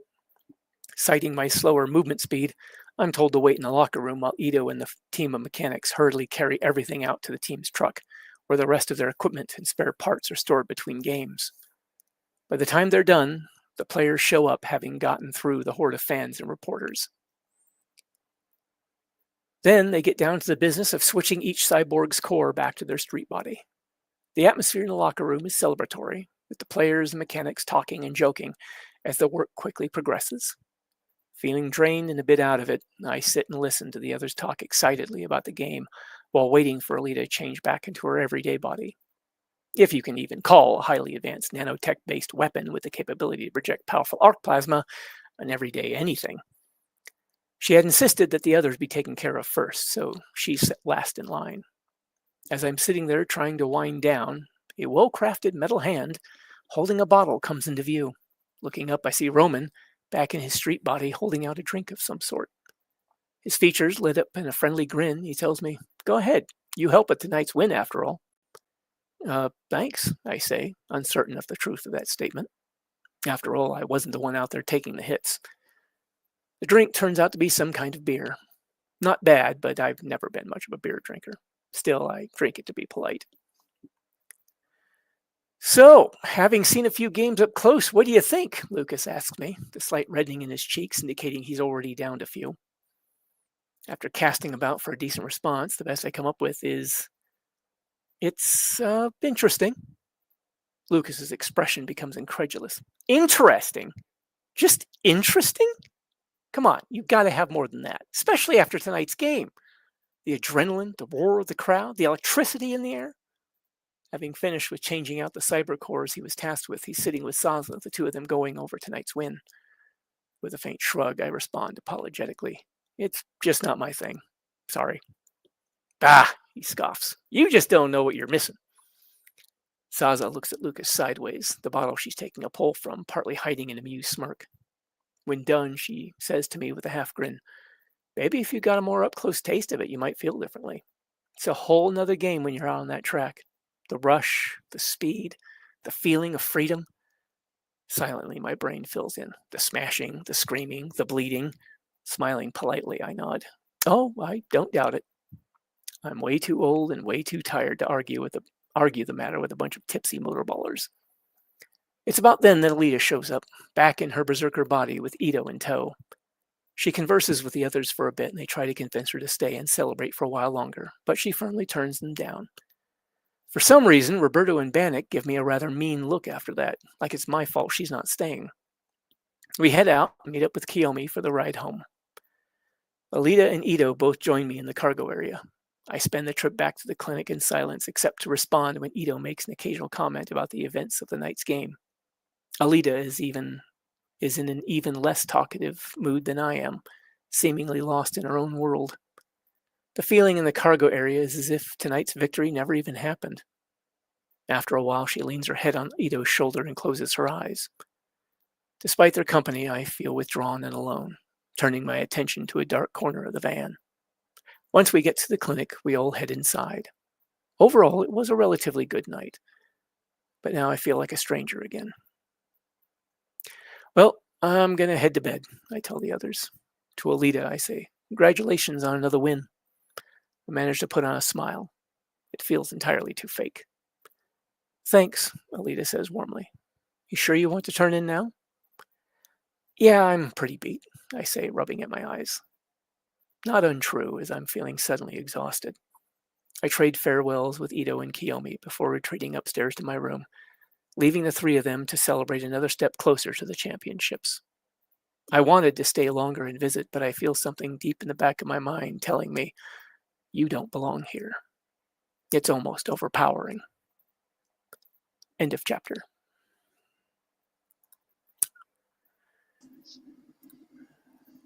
All right. Super. Yeah. And I like to colloquially call that chapter Hammer Time. Mhm. Yep. You really captured Alita's ability, to fight, her combat ability in that Okay. description of how she took out Finra, I mean, yeah, that was excellent. I got picture it, in Well, that's good. my mind. Yeah. Yeah, that was my biggest concern with that one. It was trying to make sure. Well, that one and the previous one was trying to make sure the action was something that was describable enough that we could be easily visualized and followed along with without being, too much or take too much time up either. Because you don't want to go into too much description, otherwise it just drags the action out. Yeah. Yeah, Pretty it was cool stuff. it was excellent. Absolutely. Oh. All I can say is, Fenrir. Yeah, Well, that he- ain't gonna be the last we'll see of him. That's For a right. while- That's what for I'm a referring while, to. anyway. For a while, anyway. A couple of chapters. Yeah. Well, any thoughts, Maxie? An author's expert opinion? I gave my very succinct consideration with the short title for the chapter. Okay. KranberriJam. Yeah, You spot on, Creaky. The action is well paced and very descriptive. Well, descriptive, the right amount of descriptive, should I say? Yes. So yeah, it's really engaging. Yes. well, that is definitely good. I feel like Lee was really coming into his own here. I see with a lot of writers' style that they're a bit all over the place in the beginning of the story because they're trying to get straight in their heads what's happening and how everyone should react and the feel for the world, and also their writing style, because there's a lot more to writing than you might think. Yes. Just like there's a lot to artwork, like drawing or painting or what have you, there's a lot to writing as well. The choice of words, the way you express ideas, the way you describe things, the way characters present even what they're saying so that they feel different and they're not all the writer talking in that character's sort of position. And it takes a few chapters to get on top of that, but once you do, oh boy. Yeah. So Lee, I think you've definitely your story has come of age, as it were, by this point. Yes. Very nicely. And as I said just before I came on, I was just finishing reading an early, well, not quite the final draft, but very nearly there, of chapter 30 that Lee's been working on. He's very kindly been letting me get early access. And I've got to say that, it gets even better. Well, that's very Nice. good news. Definitely. Yeah. Because I was actually losing a bit of sleep after over that one. I know how that feels, but don't worry, man. You're still hitting the mark. You're still hitting the bullseyes. Well, definitely good news. Yeah. I wanted to give it to Maxie to at least get some feedback. It wasn't finished yet, but I wanted to get some feedback to give me a better idea of where I might need to polish it up a bit before finishing it. Well, I think if you've got one weakness, it's wrapping up chapters. Oh yeah, I know. We're that limiting well, the number of chapters. No. It's just, well, there's a flow in a chapter, and there's a point where a scene will naturally conclude. Yeah. And it's just that Lee hasn't quite got his technique down for concluding the scene at the end of the chapter to make it feel like it's finished. It's just like Lee's writing along and then it just suddenly stops. It's like, oh. I have a feeling that might be partly because maybe my wiring is wrong, brain-wise. Because for me, a lot of the times I end them where I do, because for me it feels like a natural conclusion to the chapter. But apparently that's not the case for most other people. So I think that might be part of the problem, is I'm just not seeing it the same way for some reason. I haven't sensed that at all, Lee. I mean, certainly I'm not an author because, certainly writing fiction like you and Maxie write is a lot different than writing technical reports like I write. So, I mean, it's a big difference, but I haven't sensed that. But, Okay. I'm not a pro at this, so. Yeah, I think I needed to get more drinks of my mug here too, because I was drying out in the middle of some of those paragraphs, and it was like stumbling a bit. Yeah, I could tell. Hmm. I know what that's like. Well, do you need to take 5, Lee, or you want to go on to chapter 19? Let me go ahead and take a little bit of a break for a few minutes here, and All right, then we'll folks. go on to 19. I've got it open right here, ready to go, but I'm going to go ahead and... If he's really thirsty, he could drink a liter of water. Oh my God! Yeah, he's getting me with that one, Lee. I've said that several times. He has. Craig said and not even realize what he said. Yeah. Anyway, be back at the bottom of the hour, everybody. Hey.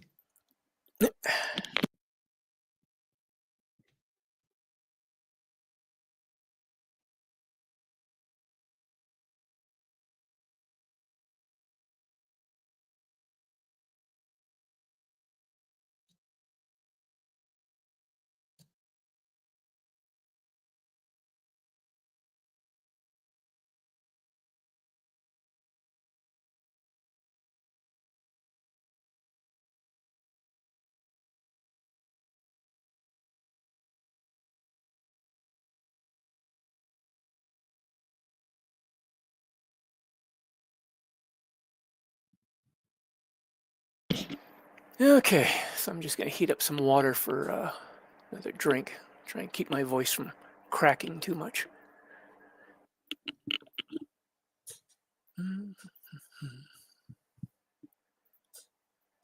Well, I hope the rest of you are enjoying it okay.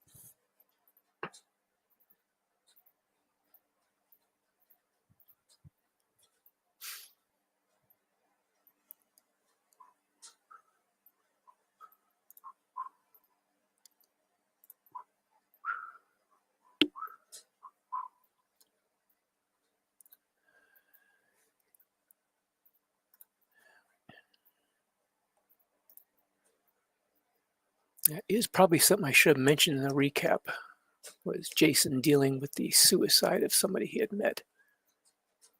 In retrospect, I think that might have been a little important. Maybe a touch. Mm-hmm.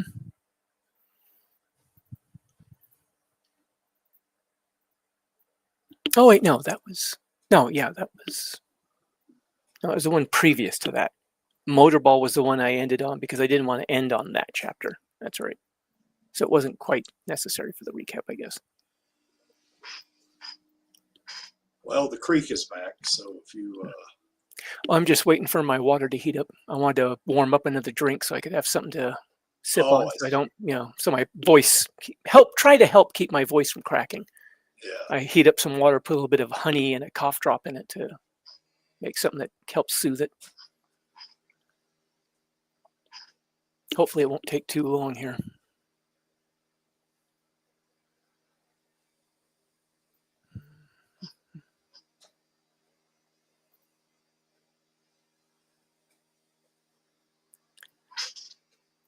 All right. Let's see. It's the end of this one. Yeah, with chapter 19, looking on retrospect, I can definitely see the suddenness with how it ends. I was just looking at it earlier before the stream started. I was like, that needs a bit of work, I think. Just not sure how to rework that one. That's all right, Lee. We're still enjoying it.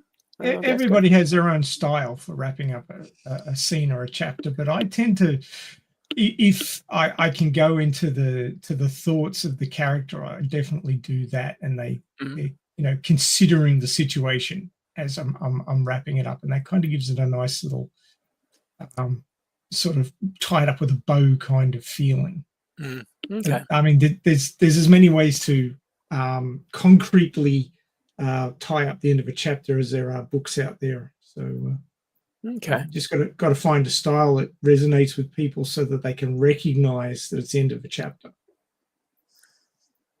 AKA, are you saying mine's similar to Kishiro's style?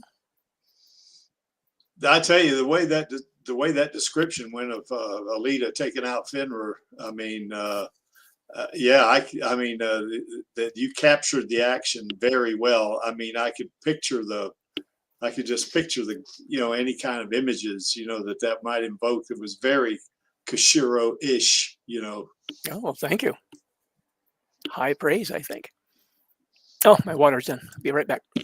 Okay.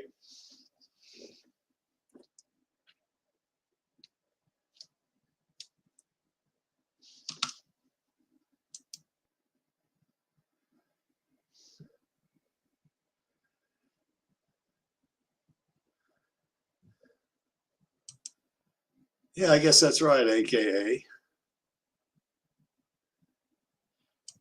And sometimes, Maxie, it strikes me that might be a good way to do it too, because if you want to leave people hanging, you know, for the next chapter, if you do a little bit of an abrupt, you know, kind of an ending like that, you know, with some unresolved whatever, you know, might keep them hanging on, you know.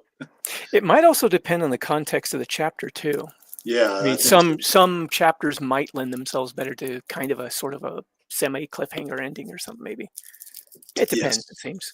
Yes. All right. Let's fix that. There was this book. It was a sci-fi, cyberpunky sort of book that I was reading back in the 80s, and it was the first novel in a series. And everybody was, well, not everybody, but I knew people who had recommended it to me, so I started reading it. And I was reading along, and it actually reminds me a little bit of Jason's turmoils and tribulations, because this guy was the same sort of hapless, oh shit, I'm in trouble, I'm in deep shit, the world's just sort of dumping on me kind of guy. Yeah. And this particular book, he just managed to get out of trouble, not through any great effort of his own. He just managed to do it, and he was being rewarded in a ceremony for achieving something that he hadn't actually achieved. And somebody took a pot shot at him, and he's running off. He's being chased through this sort of very shallow sort of artificial pond thing, and he's running across it, splash, splash, splash, splash, splash, and the gunman is chasing him. And the novel ended with, and I thought ... Okay. And I just looked at the last page and I threw the novel down. I said, I'm never reading this author again. And I never did. I don't blame you. That's a very strange way of ending that. Yeah. It wasn't just the end of a scene or a chapter. That was the end of the fucking novel. Exactly. It's like, that's it? Really? Yeah. But Maxie. This is the way. Oh, dear. All right. Well, I think I am ready now. All righty. When the author back in the 80s was a troll and there was no internet to troll people on, he did it in his novel. Oh, Lord. Yeah. All right. Well, you guys all set? We're ready. All right. He did. Chapter 19, Glimmer of Hope. Awakening with a start, I look around blearily, unable to make out anything in the dark, aside from the dim glow of the alarm clock on the nightstand. Grabbing up my glasses off the nightstand, I put them on and read the clock. 4 a.m. With a grunt, I I roll back over and stare up at the ceiling, wondering why I'm up so early. I don't recall any nightmares this time, but I'm feeling pretty rested, so maybe I just didn't need the sleep. Heaving myself out of bed, I pull together some clean clothes, climb into my wheelchair, and head for the bathroom. After shaving and brushing my teeth, I hop into the shower. As I'm quickly washing up, I'm brought up short by the feel of something strange on my residual left arm. Looking at it, I watch the tiny rivulets of water dance over the surface of the cybernetic mounting when it hits me that what I'm feeling is a sensation of warm water pouring over a part of my arm that extends down past the flesh. It's a feeling coming from the surface of the cybernetic itself. My breath catches in my throat as I'm struck by a sudden realization that I can feel the same thing on the cybernetics on the ends of my residual legs. Lightheadedness sets in as my heart begins pounding. Nearly flinging myself out of the shower, I skid across the floor towards the door and stop, sharply aware of my nakedness. With adrenaline-heightened excitement, I blurt out, "Shit!" and grab a towel, hurriedly drying myself off in haphazard fashion. Then I take a moment to get my glasses on and run my fingers over my arm implant in one of the legs. The sensation of touch, though dulled, is unmistakable. It wasn't my imagination. I resume my rush toward the door. A dull pain explodes on my left side as I ram into my wheelchair in my scramble to get past it. It barely slows me down. Getting to the door, I fumble with the doorknob in my excitement, only to smack myself in the face with it as I clumsily pull it open. Crying out sharply in pain, I lean up against the door jamb, covering myself with a towel, and shout down the hallway, "Ito!" The first door to open is Alita's, as she rushes into the hallway, looking in my direction with an alarmed expression. "Jason, what's wrong?" she asks, clearly expecting trouble. The only answer I can think to spare is, "I can feel them," as I gesture at her with my residual left arm. Energized by the excitement of the moment, I shout louder, "Dyson!"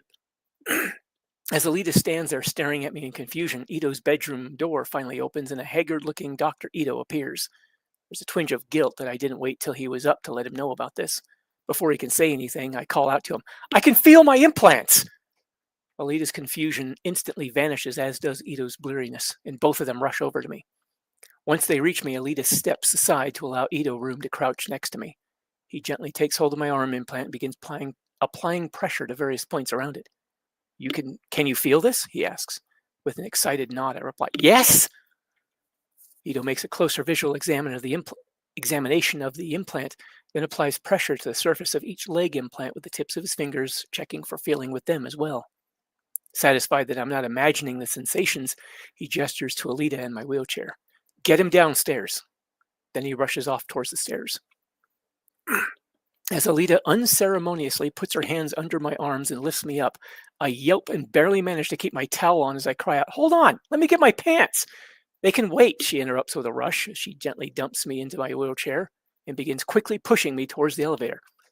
"All right," I say, throwing my hand up in resignation while also trying to make sure I stay covered with the now thoroughly damp towel. I'm feeling suddenly embarrassed at my lack of clothing. My spinning mind hits me with the odd vision of the young cyborg telling me, "Come with me if you want to live," with a vaguely Austrian accent as she races me away from some nebulous threat. Getting us into the elevator, she elaborates, "This is kind of a big deal, so we might not want to wait." Craning my neck to look up at her, I ask with some concern, "Do you think this might fade or something?" She shrugs. "I don't know, but if nothing else, this could be the day you get out of that wheelchair." Looking down at me with an animated expression, she adds, "Isn't that worth the rush?" "Yeah, I guess you got a point," I answer back, suddenly unable to get my mind off the pants I left lying on the bathroom floor. I am really missing those pants right now.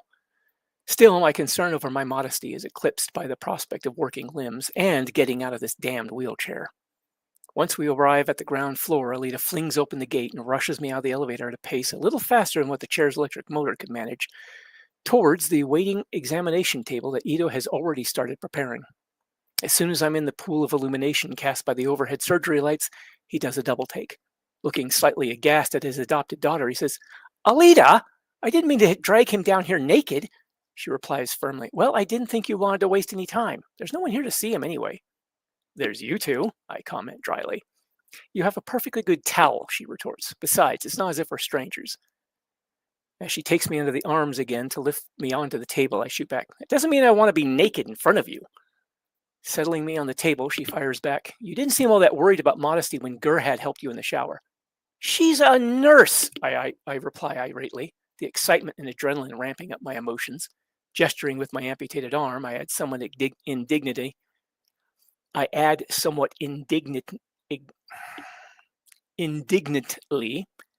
She had to help me because I got all of one arm. In the excitement of the moment, I come dangerously close to bopping her on the nose with the implant. Her expression clouding with a trace of anger, Alita rolls her eyes at me in annoyance, no doubt about to verbally retaliate when Ito scolds us. Will you two quiet down? I need to concentrate. Looking directly at me, he says sternly, and you, stop moving. Sorry, Alita and I answer in unison. Looking her in the eyes, I can't help but crack a smile and chuckle at our synchronized response, Alita breaking into an amused grin as well. While Ito continues to set everything up, Alita thoughtfully provides me with a blanket to better cover myself with, as well as setting the table up so that I'm in a more comfortable sitting position. Turning my attention to Ito's ministrations, I can't help but shake my head occasionally as I marvel at the sensation of feeling Ito manipulate the implants as he inspects them and connects the diagnostic systems. I can feel that, I say aloud in wonder. It's such a strange sensation, I can't even describe it. I'd become so accustomed to what were once unfeeling additions to my limbs. Ito nods. That's good, very good. With the recent matches of motorball these last few days, as well as Gerhard being out sick, he'd been pretty busy with everything that needed to be done, and as a result hadn't kept up on monitoring my condition. Not that there seemed to be a whole lot to monitor anyway. So now, Ito goes through a full diagnostic setup with scan, which will take a bit. As he does so, my mind ends up wandering as I sit silently. You're so quiet, Alita remarks, pulling me out of my reveries. Thought you'd be more excited. You all right? Takes me a moment to formulate an answer. I am, actually. Just thinking. Another answer slips out. So much is racing through my head. Staring blankly at the foot of the exam table, I slowly rub at my forehead. This is all starting to feel so surreal. Ito grunts. I hope you aren't still blaming yourself, he remarks. Looking over at him, I ask, for what? For what happened to Alondra, he clarifies. There's a detectable note of concern in his voice, though his expression remains one of professional focus. My mind stumbles as it tries to formulate an answer. No, not really. I guess I just wish I could have done more. Ito sighs. I know. I wish I could have as well. We all do, Alita chimes in. All we can do now is hope she's found some kind of peace. Putting a hand lightly on my blanket-draped shoulder, she gently chides me. You can't keep beating yourself up for something beyond your control. Touched by their concern, I smile sadly and nod, then lapse into silence again. My mind is starting to spin between hopefulness and depression. It's starting to look like life is about to take another unexpected turn into the truly unknown, and it's a little frightening. More than a little, actually. When I stop to think about it, it still surprises me that my current life has become so normal. Mostly. It also surprises me how my feelings toward Alita have changed. When I first met her, I was convinced she was a heartless, violent killer. Now, though, I've come to view her as something of a friend, and even trust her enough that my anxiety isn't blaring alarms at me whenever she's in the same room. What a difference a month, or almost a month, can make. Soon, Ito has completed his diagnostics and shares the results. Scans I was able to see while he was doing them were obvious enough. All of my implants are now just as invisible to his scanners as I am. The image of my glasses has also faded, though they remain faintly visible. As for your diagnostics, Ito announces quietly, those are non-existent. My equipment no longer gets any reading from your implants. He stares at the readings thoughtfully, rubbing his upper lip with one index finger. If I were to hazard a guess, they've somehow become acclimated or synchronized to you. He throws his hands up in a gesture of surrender. Or something. Whatever the case, they're like you now. He swivels on his little stool to face me and gestures at my glasses. And I suspect those will be following if you wear them long enough. My gaze flickers across the readouts that I can't read, as well as the scan images. Well, we did kind of figure that this was going to happen, the way the implants were fading from those images. But does this mean that my body can use cyberware? I think the results speak for themselves. If you can feel them, then they're already in use by your body's systems. Ito interjects. He stares at me, his gaze seeming to measure me.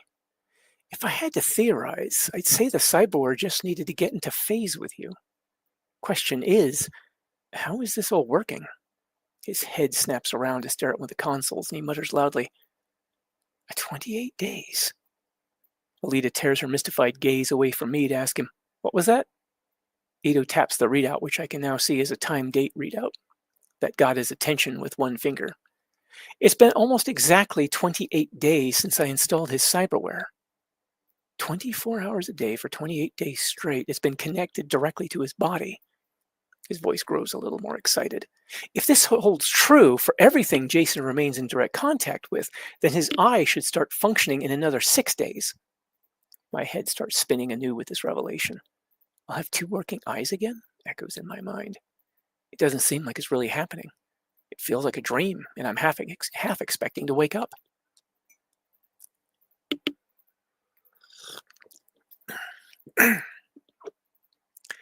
Alita leans her hands on the table.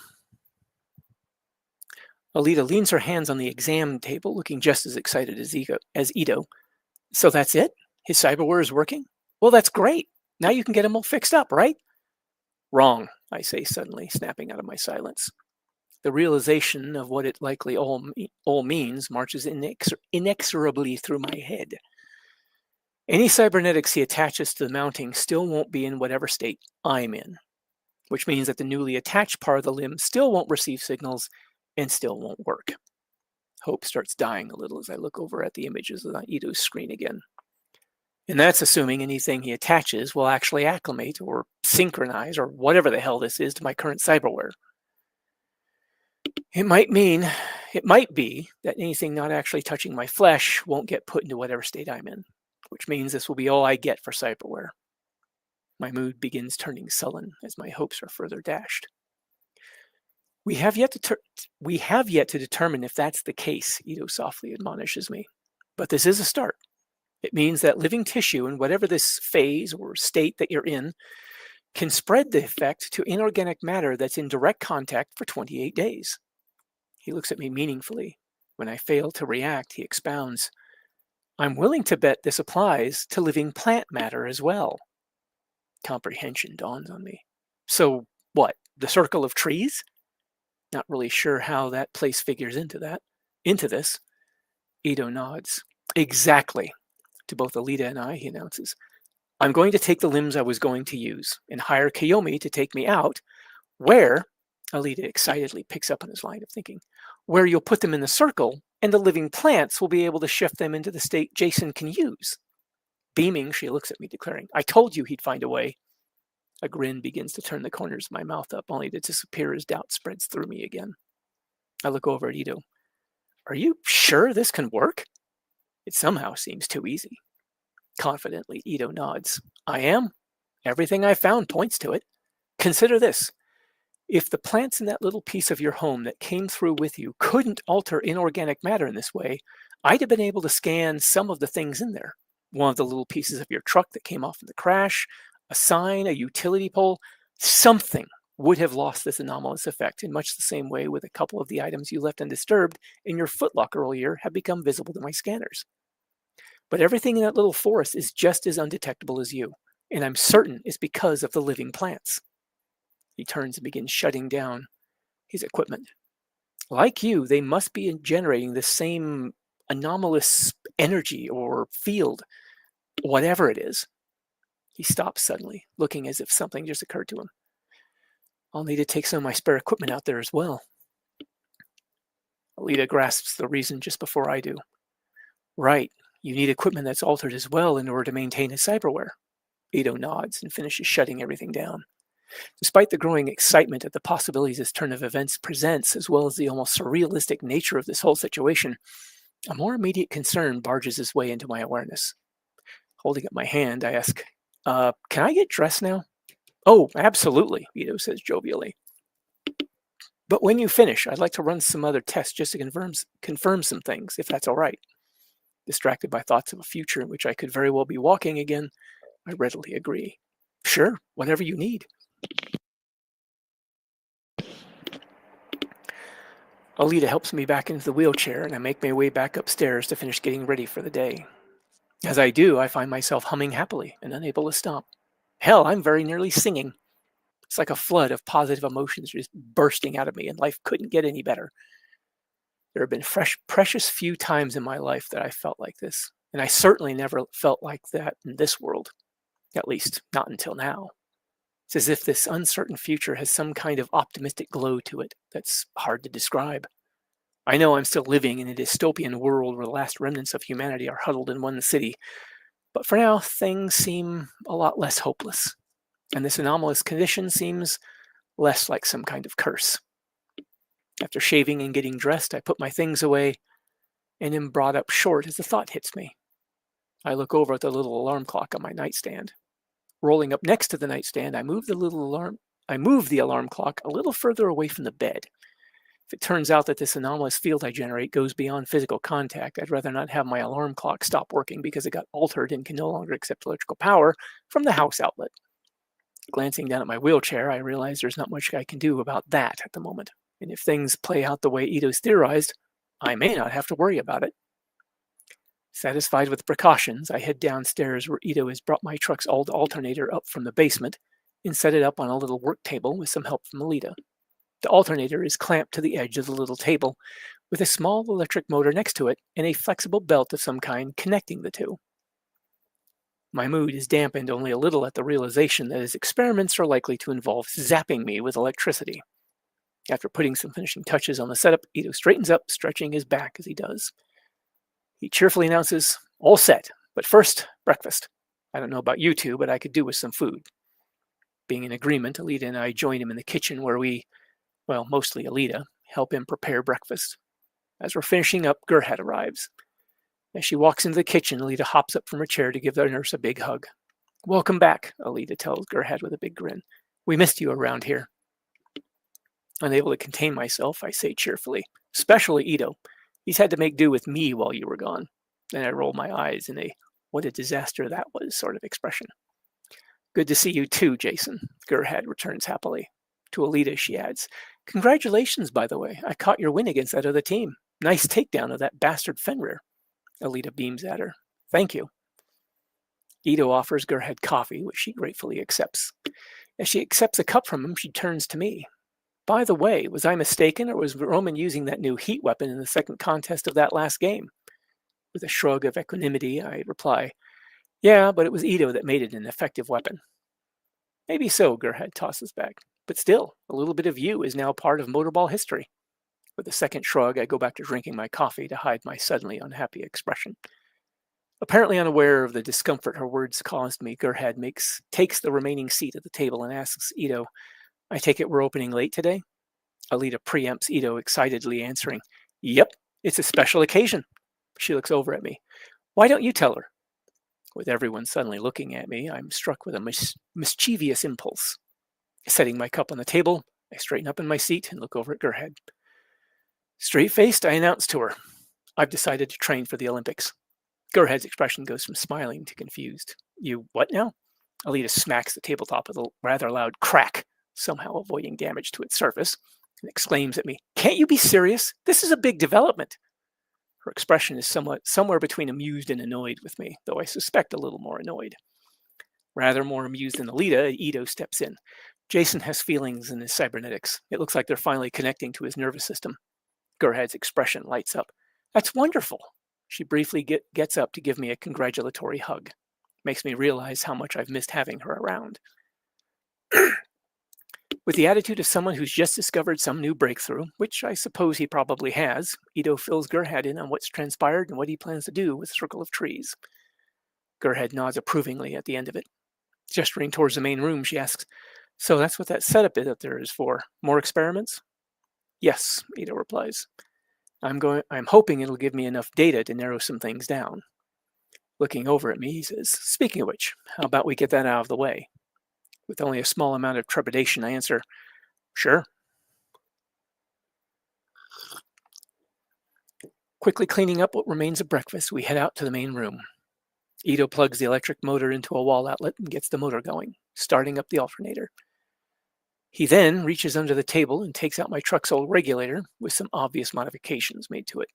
Using jury-rigged connectors, all made from parts from my truck, Ito plugs the regulator into the alternator and adjusts the control attached to the regulator. He then plugs a small cable into another socket on the regulator.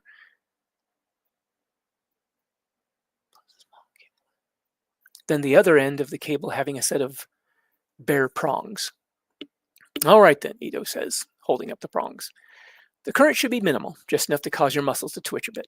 However, I have no intention of putting you through something I'm not willing to do myself, so I'll be trying it first. Raising an eyebrow skeptically at the prongs, I nod understanding. Ito has Gerhard hold the prongs, bare ends pointing towards him, then he carefully puts a finger on each one. Nothing happens. He shows no reaction and pulls his fingers away from the prongs. Turning to me, he explains, "All right, now I want you to touch one of the leads to your bare hand and touch the other to the outer casing of either your arm or leg implant." With some concern, I ask, what if that damages the implant? "Well, then we know the implant isn't defective," he says evenly. "A small charge like this shouldn't do anything to it, so if it does, then something's wrong. And that's something we need to know as well." Gerhard holds the prongs out to me, and I touch my index finger to one and the outer surface of my arm implant to the other. Electricity jolts through me, causing me to yelp as I snatch my hand away from the prongs. Not exactly painful, but surprising in how it causes my muscles to jump. Shaking my hand out, I look over at Ito with some suspicion. "Okay, so that happened." "You okay?" Alita asks me. Responding with a silent nod, I inspect my fingers, finding them predictably unharmed. "Sorry if this seems excessive," Ito explains, "but I needed to verify that you would be affected by the electricity generated by the parts from your truck. And it does tell us that your implant now reacts to electrical energy in the same way you do. This does seem to prove that it's in the same state that your organic body is in." With a deep breath, I nod to him. "That's sort of what I figured, so what's next?" Ito quickly sets up another device that turns out to be a small step-down transformer. Plugging it into the wall, he equips it with a set of electrodes that aren't made from parts from my truck. Once again, he has Gerhard hold the prongs of the electrodes out towards him, and he goes first. As soon as his fingers make contact with the prongs, he inhales sharply as he jerks his hands away from the electrodes. Giving his hands a little shake, he nods for me to take my turn. Somewhat hesitantly, I do like I did with the last test, placing my finger on one of the electrodes while touching the other with my arm implant. Nothing. I leave them there. Still nothing. A slow smile comes over me as I'm hit with a sense of wonder at what this might mean. Gerhard and Alita both look at me with varying degrees of amazement. Grinning broadly, I look over at Ito and ask with a slight laugh, "Am I immune to electricity?" "Only electricity that's not in the same phase as you are." Getting up to collect a tray of various items from the nearby counter, he adds, "Conversely, we," he gestures at himself, Gerhard and Alita, "aren't affected by any electrical charge that's in phase with you. So far, at any rate." He then brings a tray of items over and sets them on the nearby operating table. Then he goes to the items, of which there are a couple dozen identical pairs, and has each pair placed as though they're meant to conduct the charge from the prongs to me. Everything from various types of plastic all the way to gold-plated connectors of some kind, as well as a couple small items composed of metals I can't really identify. While he's doing that, I watch Alita play with the alternator setup. She grabs the prongs, apparently trying to see if she's able to feel any electrical charge herself. At one point, Gerhard looks a bit worried as Alita cranks the setting on the regulator to maximum power. However, nothing happens when Alita takes hold of the prongs. She looks down at the prongs in her hands with an intense curiosity, then over at me as Ito conducts this new test. Unsure of what to say, I merely shrug at her as the testing continues. It doesn't actually take all that long before Ito's finished and begins putting everything away with Gerhard's help. Curiosity quickly gets the better of me. "Okay, so what exactly was all that about?" I ask a preoccupied Ito. Shaken out of whatever thoughts he was lost in, he glances over at me. "I was hoping I might find something, some material of some kind that would circumvent the need to wait 28 days for cybernetics to attune to you." He pauses to look thoughtfully at one of the more unusual looking items he tested. Something that might act as some kind of bridge between the state you seem to exist in and the state of everything around you. Gerhead looks at Ito and I. Well, at least there's that grove of trees. That'll allow extra parts to be attuned to Jason's state ahead of time. Ito nods absently. True, but I was hoping to find an alternative, to be honest. Is there a problem with it? Gerhead asks him. Anticipating his line of thinking, I interject. He's probably worried that if he goes out there too often, Zalem and a certain mad scientist might start to wonder what's going on. Gerhead nods, her expression revealing quiet alarm at the thought of what it might mean if someone like Nova decides to take an interest in the time-traveling stranger that fell into their lives. Ito grunts agreement. Exactly. Every time I go out there, I could be running the risk of drawing unwanted attention to the site of Jason's arrival. There's no telling what Nova might do to Jason if he connects it to him and decides he's worth studying. However, I think that a few widely spaced visits should keep us out of trouble as well as get Jason back on his feet. Vague terror passes through me at the thought of what someone like Nova could do to me with the technology at his disposal. Numerous horrifying fates flitter through my mind, drawn from all sorts of fictional sources. In this age, with the nanotechnology and who knows what else available, those horrors might be all too real. I have exactly zero illusions that there are fates worse than death in this world, and if this Nova should decide I'm worth turning into a lab rat, no doubt he'll show me some of them. In an almost growl, Alita voices her own feelings on the matter. If Nova does decide to try something, anyone he sends is going to quickly wish they'd found another line of work. Though probably meant to reassure, her words are far from comforting. Gerhead turns to me with a faintly worried expression. Hey, try not to worry about it, all right? Breaking myself out of my pensive silence, I look over at her. Oh, yeah, I know. I was just thinking. Life was starting to feel so normal, as odd as that might sound. I guess I forgot about how badly things could get if all this business about how I got here were to get to the wrong people. My gaze wanders skyward. I'm kind of wondering if my staying here is really such a good idea.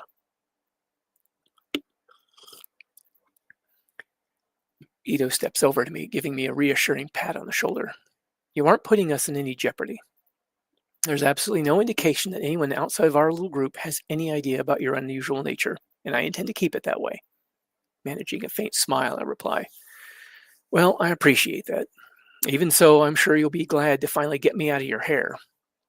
Ito finishes putting away the last of his equipment, then turns to me. Actually... Excuse me. Actually, I'd been meaning to speak to you about that. About what, my leaving? Yes. Ever since you brought it up some days back, I've been thinking. Ito glances at Alita. When my family and I were first exiled here, we weren't entirely sure what we would be in for. Even so, knowing where you come from, we were still more familiar with this city than you are. In light of that, Alita and I talked it over and have decided that even after I've gotten you put back together, perhaps you should stay a bit longer in order to learn how to more safely navigate this place. That old impulse hits me again, the one that tells me I'd just be in the way. Despite my desire to accept his offer, I say to them, well, thanks, but I think I've taken up space in your home long enough. Now hold on a moment, Gerhead says suddenly. Before you just turn him down, give it some thought. Up until a month ago, you've only really seen what it's like outside the walls. And even with the positive impact Alita's had in this neighborhood, there's still plenty of dangers you'll need to be on the lookout for, especially if you should ever leave this area. Other parts of the city are a lot more dangerous. Not sure that's really necessary, I say, cutting an uncertain look towards the main door in the city beyond.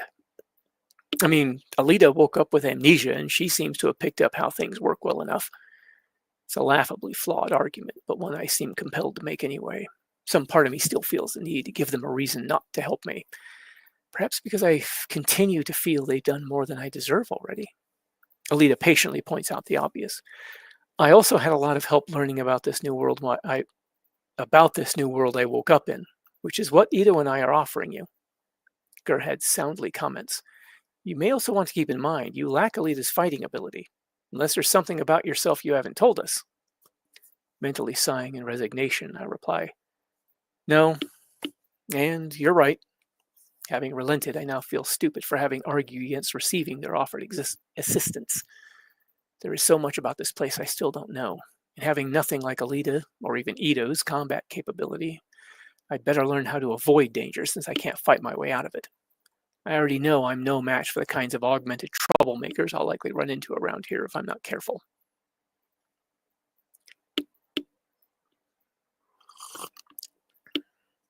Having settled the matter, the clinic is ready to receive patients and Ito opens for business. The day goes by in a bit of a blur as I find my spirits buoyed by the renewed hopes of walking again. By the end of the day arrives and I offer to take over cleaning for Gerhard so she can head home early, which she gratefully accepts. Just after Gerhard leaves, Kiyomi shows up, having been called earlier about meeting with Ito. "Hey, old-timer," she says to me with a wide grin. "I heard about the good news that you may be getting new legs soon."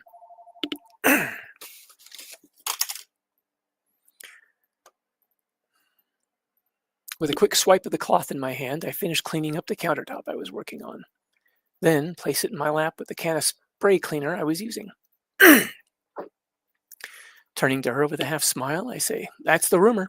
Turning my wheelchair towards her, I ask cheerfully, "So, how's the salvage business?"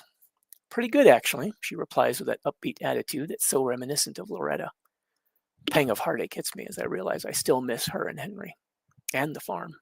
But unless something changes to relax security restrictions, I can't see pushing my luck by trying to sneak through the gate again, no matter how successful that first attempt was.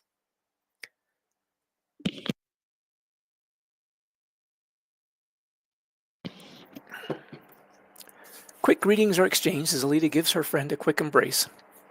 Then Ito fills her in on the specifics of our recent findings, as well as his plans for leaving items out in the circle of trees. Kiyomi gives me a sidelong look, eyes slightly narrowed, as if trying to figure out what I am. "So, are you, operating on some otherworldly frequency or something?" An exaggerated shrug, along with an expression of, "I don't know," is my only response. "We still don't have any idea what all of this is exactly," Ito explains. "But we are slowly uncovering some understanding of aspects of it. Like the fact that it seems to take 28 days for any cybernetics connected to his body," Alita adds with a nod in my direction, "to be put in the same state that he's in, allowing the cyborg to communicate with his body's systems." A sly and mischievous look comes over Kiyomi as she asks, "So, if Jason's not affected by electricity, could I try something?" When Ito and I give her questioning looks, she produces a small paralyzer, a device about the size of a small flashlight, very similar to a sort of taser. Alita and Ito both voice protestations, with Ito telling her, "Oh, no, I don't think that's a good idea." Seized by what is perhaps a masochistic impulse, I hold out my hand to Kiyomi. "Gimme. If anyone's going to zap me with that, it'll be me." "I wasn't actually serious," she says with a slightly surprised look, nonetheless handing me the paralyzer. Ito's eyebrows come down and together as he gives me a skeptical look. "Are you sure about that?" After giving the little cylindrical object a once-over to figure out where the triggering button is, I glance up at him. "Nope." Then I trigger it and jam the end with the twin pointed prongs into the flesh part of my thigh. Not hard enough to pierce skin, but definitely hard enough to feel them through the fabric of my pants. The device emits a loud snapping crackle and a flash of actinic blue light as a spark jumps between the prongs. The little display is enough to startle me, but otherwise, nothing happens. With an odd sense of satisfaction, I give it a quick second attempt before handing the little device back to Kiyomi. She looks at me, mouth slightly agape, and asks in disbelief, "You really didn't feel anything?" I simply shrug and shake my head. I can't help but smile a bit as well at her reaction. Still looking somewhat incredulous, Kiyomi takes the device in her right hand and touches the prongs lightly to her left hand. The zap almost knocks her over and she yelps loudly. "What are you doing?" Alita asks, she and Ito both visibly shocked at her action. Shaking out her whole left arm, Kiyomi says sheepishly, "I was just checking. I thought maybe it wasn't fully charged or something." She continues to shake out her arm as if trying to awaken a sleeping limb. "Whew, forgot how much these things hurt. My whole arm's numb." Alita slowly shakes her head. "Idiot," she admonishes her young friend. Flexing her left hand, Kiyomi looks back over at me with an excited twinkle in her eyes. "Wow, it's like you've got some kind of superpower." "Maybe," I respond evenly. But if someone clocks me upside the head with a metal pipe or stabs me, I can still get seriously hurt, even killed. A faint shrug. I ain't immune to sharp, pointy things or blunt force trauma. Besides, I still think of it as more of a curse, because, it's also what's keeping me wheelchair bound. After that, we get down to the business of planning out another trip out to the place of my arrival. Or rather, Ito and Kiyomi plan it out, while Alita and I sit by and listen. Ito draws up a list of cyberware and spare diagnostic equipment that he'll leave out in weatherproof packaging, to hopefully get altered over the coming month to a state that they'll work on me. When the time comes to decide on a day to do it, Kiyomi sees no reason to wait. Why not tomorrow, she asks Ito.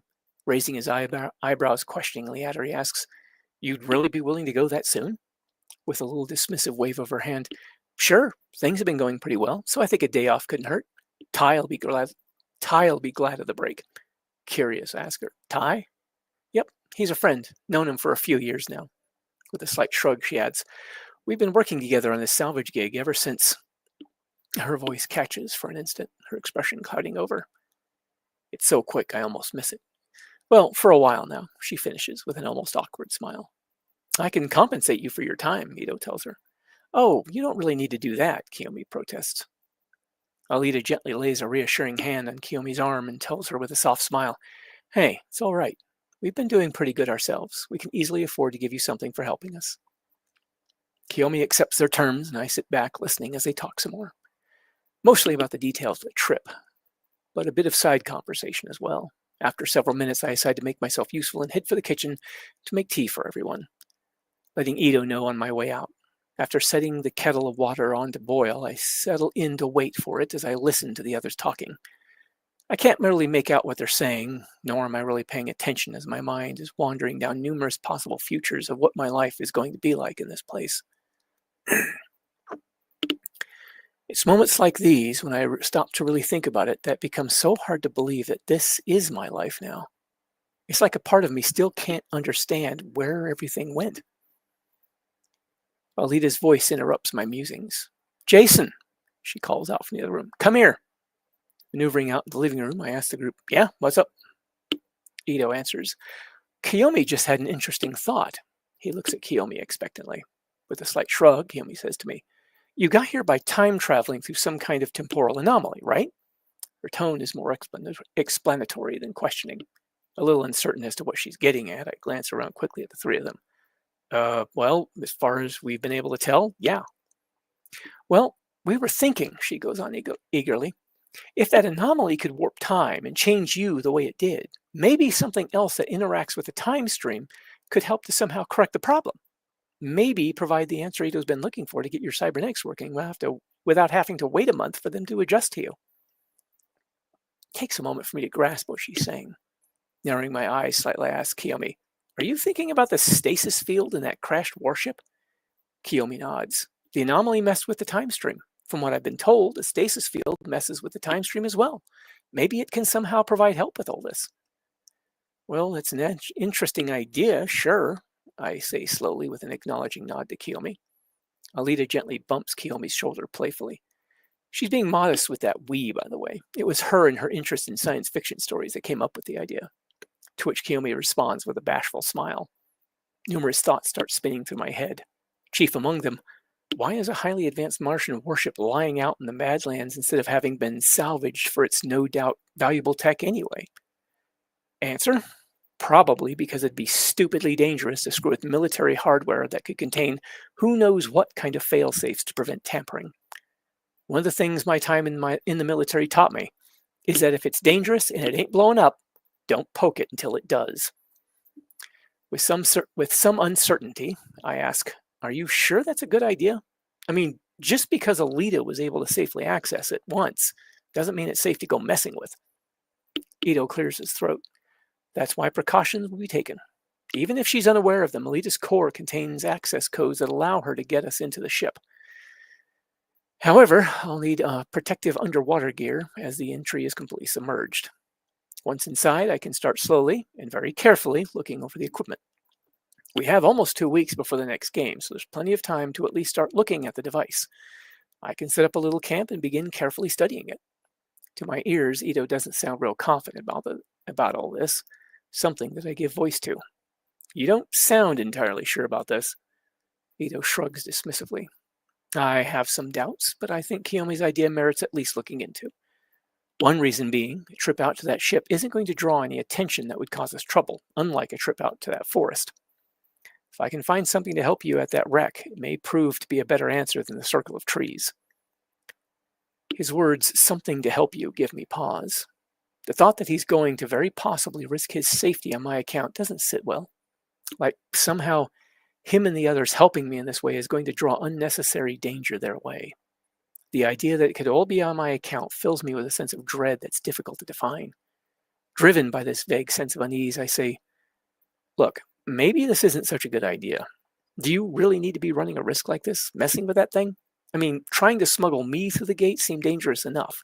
But this, I think this is safer, actually, he interrupts, leveling a steady gaze at me. People have been out to that wreck repeatedly over the years without incident. And even with the possibility of Nova keeping a close eye on Alita, her going out there isn't likely to draw any undue attention. He gestures toward Kiyomi. Our making a trip out to the Badlands without her will, in all likelihood, go unnoticed. The vast majority of Zolem's monitoring is reserved for Iron City and the immediate area, and I don't see them sparing any for us, especially with the recent barjack attacks. Running my hand through my hair, I still can't help feeling a vague sense of panic. The idea of them risking their safety on my behalf makes me feel faintly nauseous with anxiety. Well, shit, I mutter helplessly.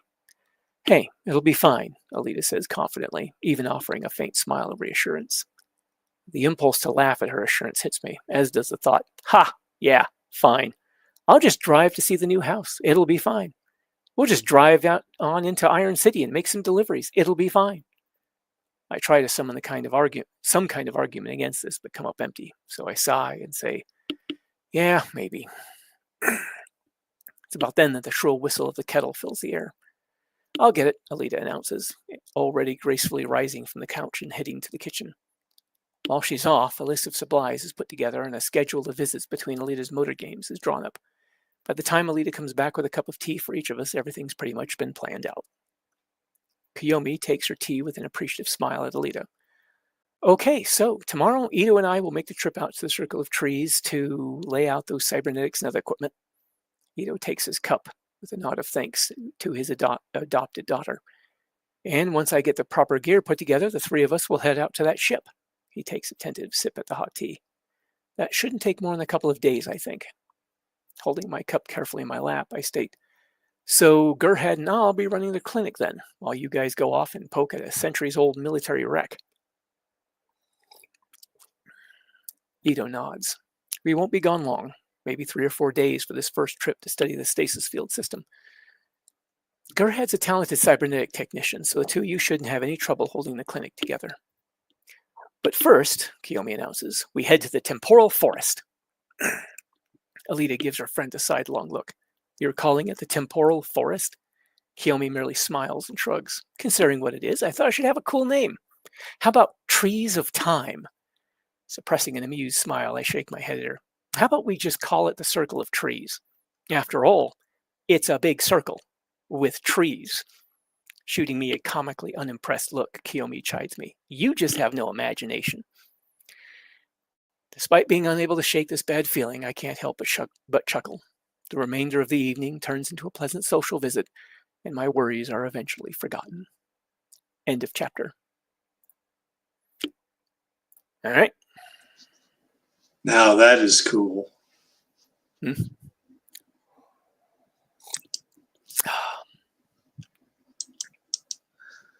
Okay, anybody wants to join us? I just put the link in the chat. You just, sorry about that. Yeah, it was a great chapter, AKA. Yeah, thanks. A little bit of There it is. positivity goes a long way. Yes, Yep. it does. Just click on that. I'll bring you in if you want to, if you want to come on and give us your opinion or whatever, or just talk about the chapter, both chapters really with us. Yeah, or just hop on, say you love Alita, or tell me I sound funny. Whatever. Anything will work.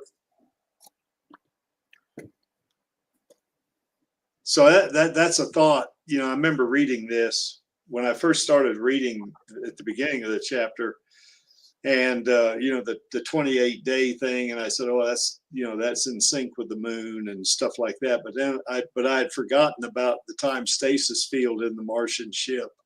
So yeah, I'd forgot about that. So yep. I had originally planned on that to figure a little bit more strongly into the story, but I kind of scaled it back a bit. So it's going to figure into the story, just not as much as I had originally intended. But anyway, it's a great touch, I think. Well, it was the first thing that occurred to me when I was coming up with the story. Is like, Jason came through in a temporal anomaly, so why shouldn't something that screws with the flow of time also figure somehow into that as well, or at least be considered by the characters in the story? Yeah, exactly. And another thing I'm really enjoying about it's kind of like a little, kind of like a side story. I kind of like the way Jason and Alita, how their friendship is evolving. That's kind of neat. Well, I'm glad. That's one of the things I tried to sort of put down, I guess, was I wanted them to basically become friends. Not necessarily anything more than that, but I figured they would get along. Yeah. And I tried to make it so that, the two of them were at least having some kind of some kind of bond at least. Well, they do have somewhat of a common frame of reference in that they're both from another time. So, it seems to me reasonable that they would, they have that in common, Mm-hmm. Yeah, one of the things I was drawing up was some similarities between the two, both being former soldiers, both being from a completely different time period. But the way they're approaching their current situation was very different. Yes. Just out of curiosity, AKA, what force field are you referring to? I think he's thinking about that force field that was in the ship that Alita. Oh, the stasis field? Yeah. I think that's what he's. I'll be honest. There was one of my readers on Archive of Our Own that actually posed a question that I actually didn't have the answer to because I hadn't ever thought about it, was how an actual force field, like a protective defensive force field, would interact with Jason. Okay, stasis. Yeah. Yeah. And both, well, at this point now, that's both the stasis field and an actual defensive force field are two items I actually have not put any thought into about how they would interact with Jason. That's probably something I should probably consider at least. Well, when you think about a force field in the, like say in the Star Trek universe, and let's say they have a similar thing here, if there was a similar thing here in, in Alita's universe there, and during that time period, 2563, if electricity doesn't affect, or if the electricity of that time doesn't affect Jason, then it would stand a reason that any kind of electromagnetic force generated of that time would also not have an effect on him. Seems to me anyway that. Yeah. Well, that is a possibility.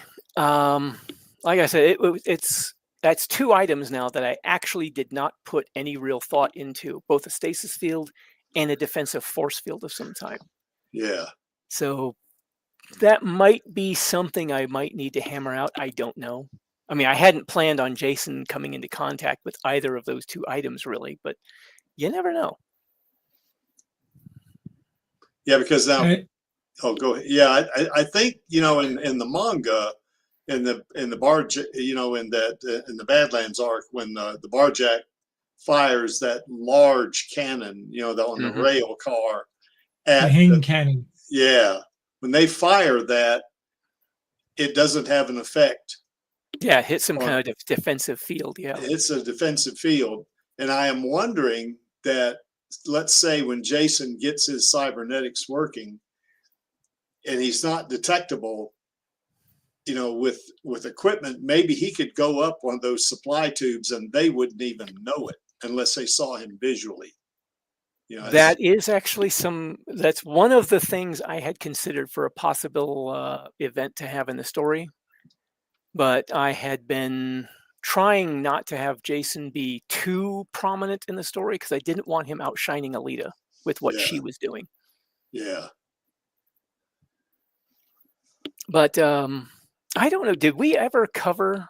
I can't remember if we covered the chapter where Ito did the series of tests to see if Jason showed up on infrared and stuff like that. I don't know about infrared, but I know he did a bunch of tests back several chapters ago that where he did not, you know, his scanners wouldn't work. Yeah. You know, I think. Well, I was just going to say, there's one of the chapters, I think it's one we already went through. I can't remember though. Ito goes through a series of tests where he has Jason hold some objects and cover them to some degree.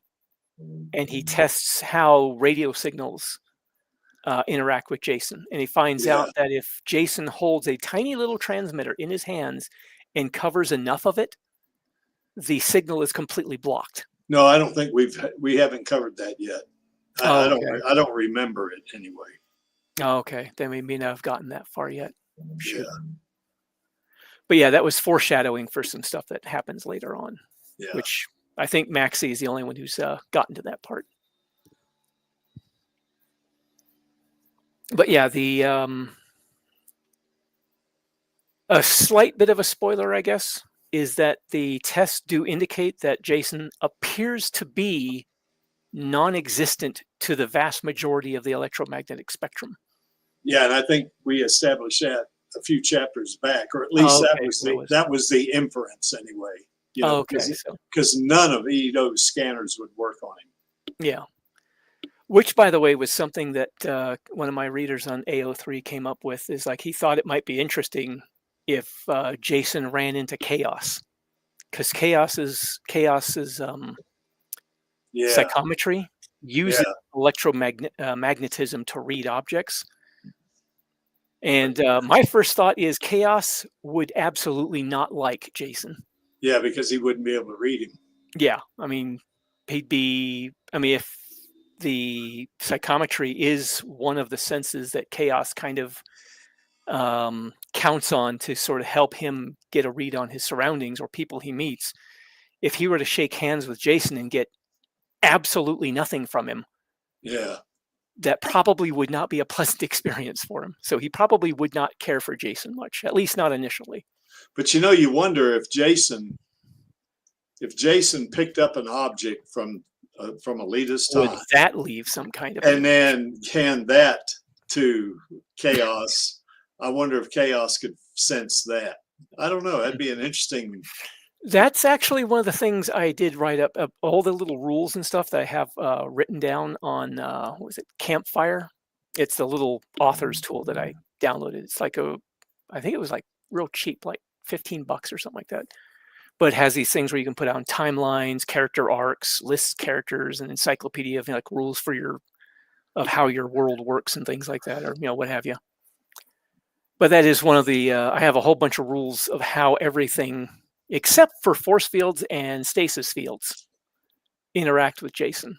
So it's like a whole bunch of stuff already laid out of how it's all going to react, or how things will play out if certain events happen.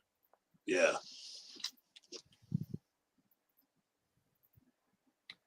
One thing I got to say though, Lee, after recently doing my CPR yearly refresher course, is that you better not have Jason go into fibrillation at all, because a defibrillator will not work on him. Yeah. He's a dead man. Yep. Well, there are some downsides to this whole thing. I mean, it has certain advantages, as you've seen, especially in the later chapters. Yeah. But yeah, there are some downsides to this. Like if he were to need a new limb and it wasn't a limb that was attuned, that limb for 28 days is going to be dead weight Yeah. with no functionality whatsoever. Yeah, Of course, the defibrillator thing would be more immediate. well, I think Yeah. I think the AED though, he could take the alternator, you know, from his car and, you know, kind of Rig something up, maybe. Yeah. rig up something that'd be like an AED, and then plug it into Jason if he has a heart attack, and Yeah. then revive him that way, you know. Knowing Edo, he could probably swing it. Yep. Yes. Or he might just do something like what he's going to do with some of the diagnostic equipment. Set it Yeah. out in the grove of trees, let it get attuned by that, and then for a while, he'll have this item that will be attuned to Jason that he can just use as long as the attunement lasts. Yeah. So you're thinking maybe that inanimate objects would be more, unless they maintain their contact. Well, a bit then of a it would spoiler. be temporary. Yeah, a bit of a spoiler. Any simple object like Jason's wallet or a shoe or something like that, it gains attunement or it loses attunement at the same rate it gains it. So if you for 28 days for a for any object to be attuned to him, but a simple object loses at the same rate. Anything with electronics, for whatever reason, loses it at a different rate. Yeah. Which is why Jason's razor still doesn't work, and why his phone still couldn't receive a charge from any electrical system except for his alternator. Yeah. Well, his phone would be useless there anyway. I mean, Yeah. except to look at pictures. I mean, you know, but because he wouldn't be able to use the network. Yeah, can't do anything with it. There's no other phones to receive it. It'd be like using the old analog cell phones today. Yeah. You know, you wouldn't be able. It wouldn't work. A possible idea, however, did occur to somebody. I can't remember who it was. Oh, congratulations, Stan. Yes, indeed. Getting 2 communication devices and attuning both of them. Hmm. You wouldn't be able to listen in on them. Yeah. It'd be unhackable communications. Which would piss Nova off. Well, let's assume he even knew about it. Yeah, I mean, that's the right. thing. Nova knows nothing about any of this stuff right now. Yeah. And they're hoping to keep it that way. Yeah.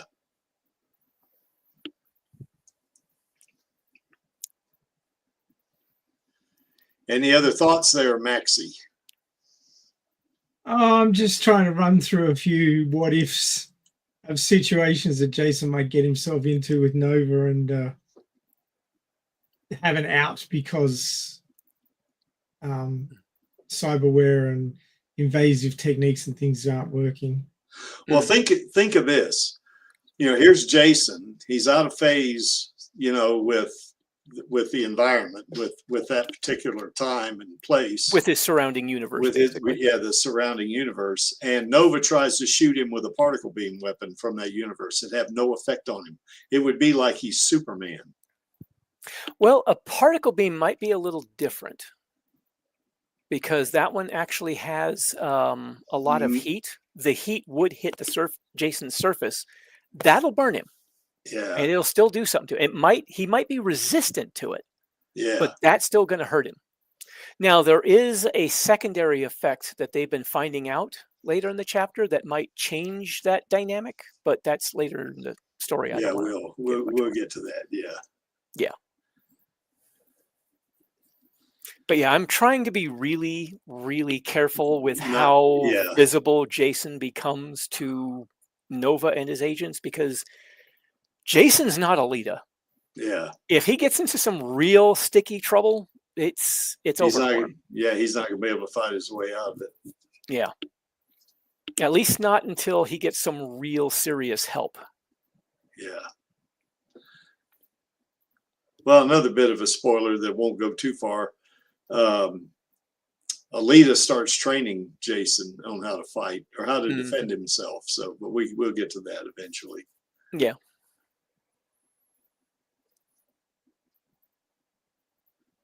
All right. Well, That's Any other thoughts, Maxie?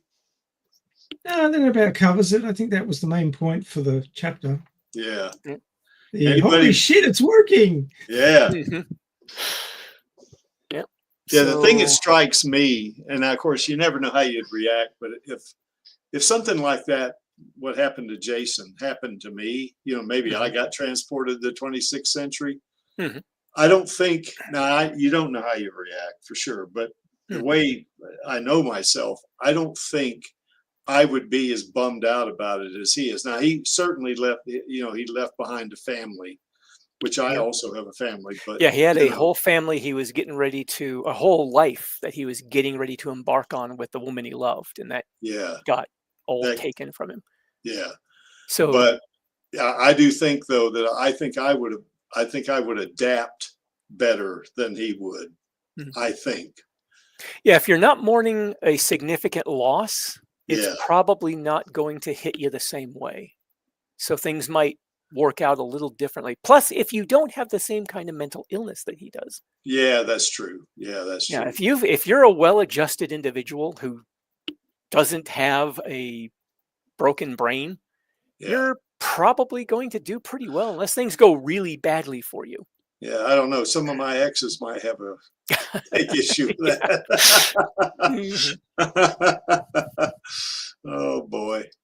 Yeah, but I do think though, I think my reaction would be if I was teleported up to future time like that, is particularly into Iron City. Part of me would be like, you'd see some of the things, how the people live, and all, you say, "Oh God damn, that sucks," or something like that. But on other things, you would say, "Oh wow, this is pretty cool," or something like that. Yeah. And then hopefully they'd have in the archives all the Alita sequels that I could see. Yeah. Of course, they don't have any movie archives, do they? Because I think everything got destroyed in the fall. Yeah, I think after however long it was until the fall hit, whatever damage was done by the fall, which was significant, and then another 300 years after that, it's like so much must have been lost. Yeah. Maybe I ought to put Alita Battle Angel on my phone in case I get teleported up to the 26th century, so I would have it. Would a phone actually have enough room for that? Yeah, that seems like it would take a lot of drive space. Yeah, it would take a lot of drive space. I'd have to delete a lot of stuff probably, but I think I could get it on there. Yeah, so there you go. Yeah.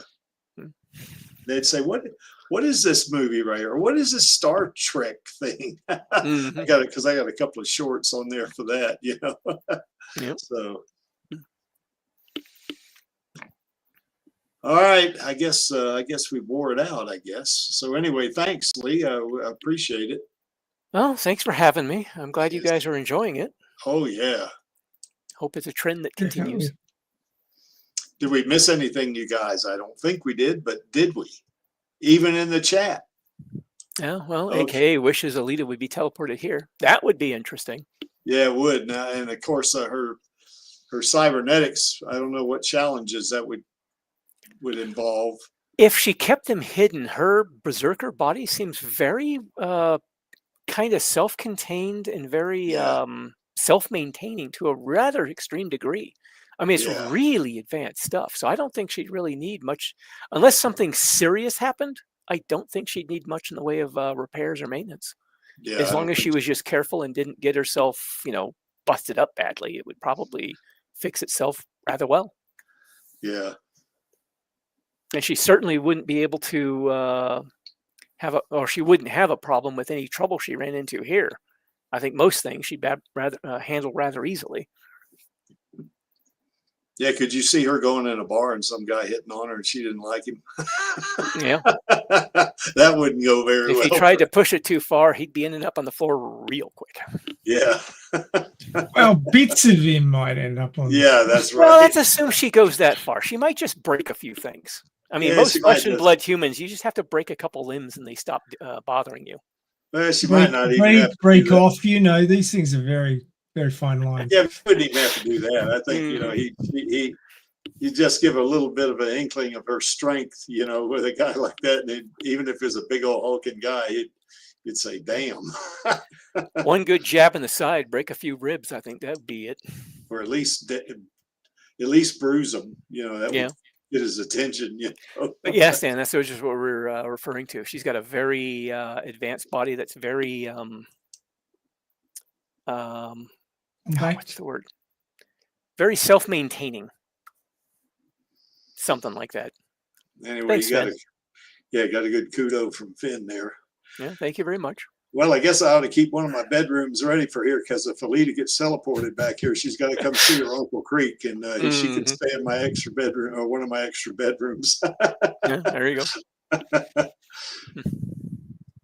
All right. Well, as you can see from that center panel right there, Alita does love her Uncle Creek, and that's because he wants a sequel just like she does, and we all want that sequel.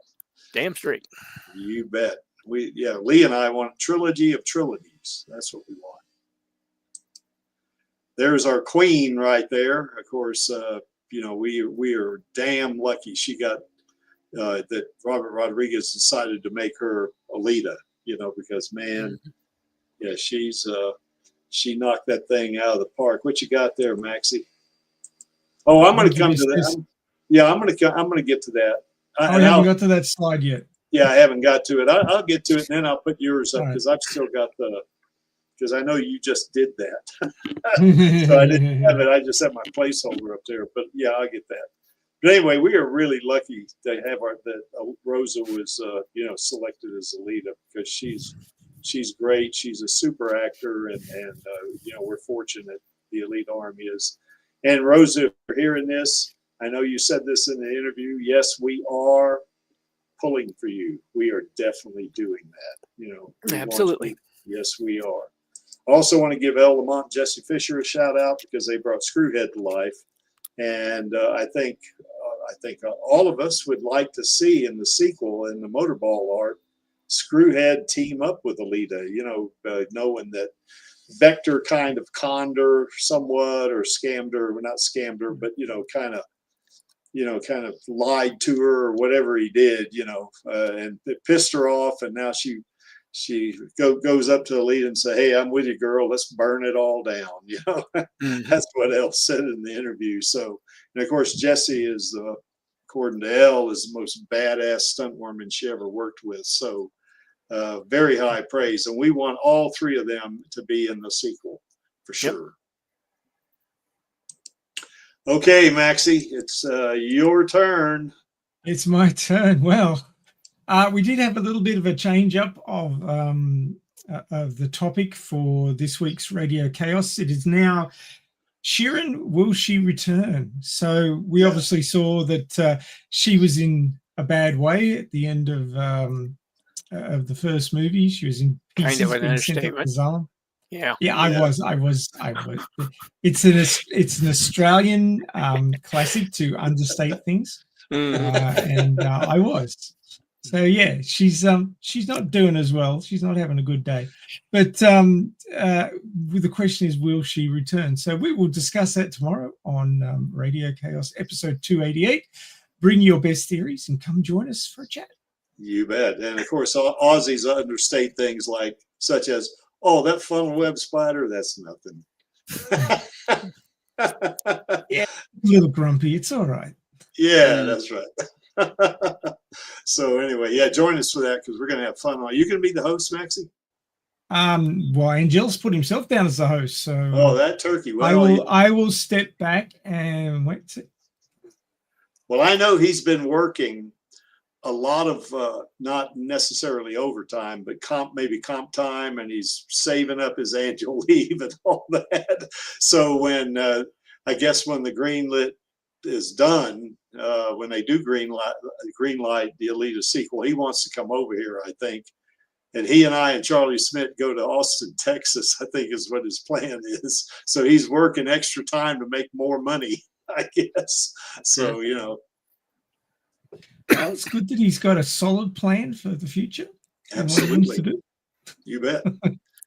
Well, join us for this, folks. We're going to have a lot of fun tomorrow. We have fun on both these streams. I mean, it's helps keep our girl and our queen current. Well, our queen doesn't need us to keep her current. I mean, she's got a really good career going, and we're happy about that for sure.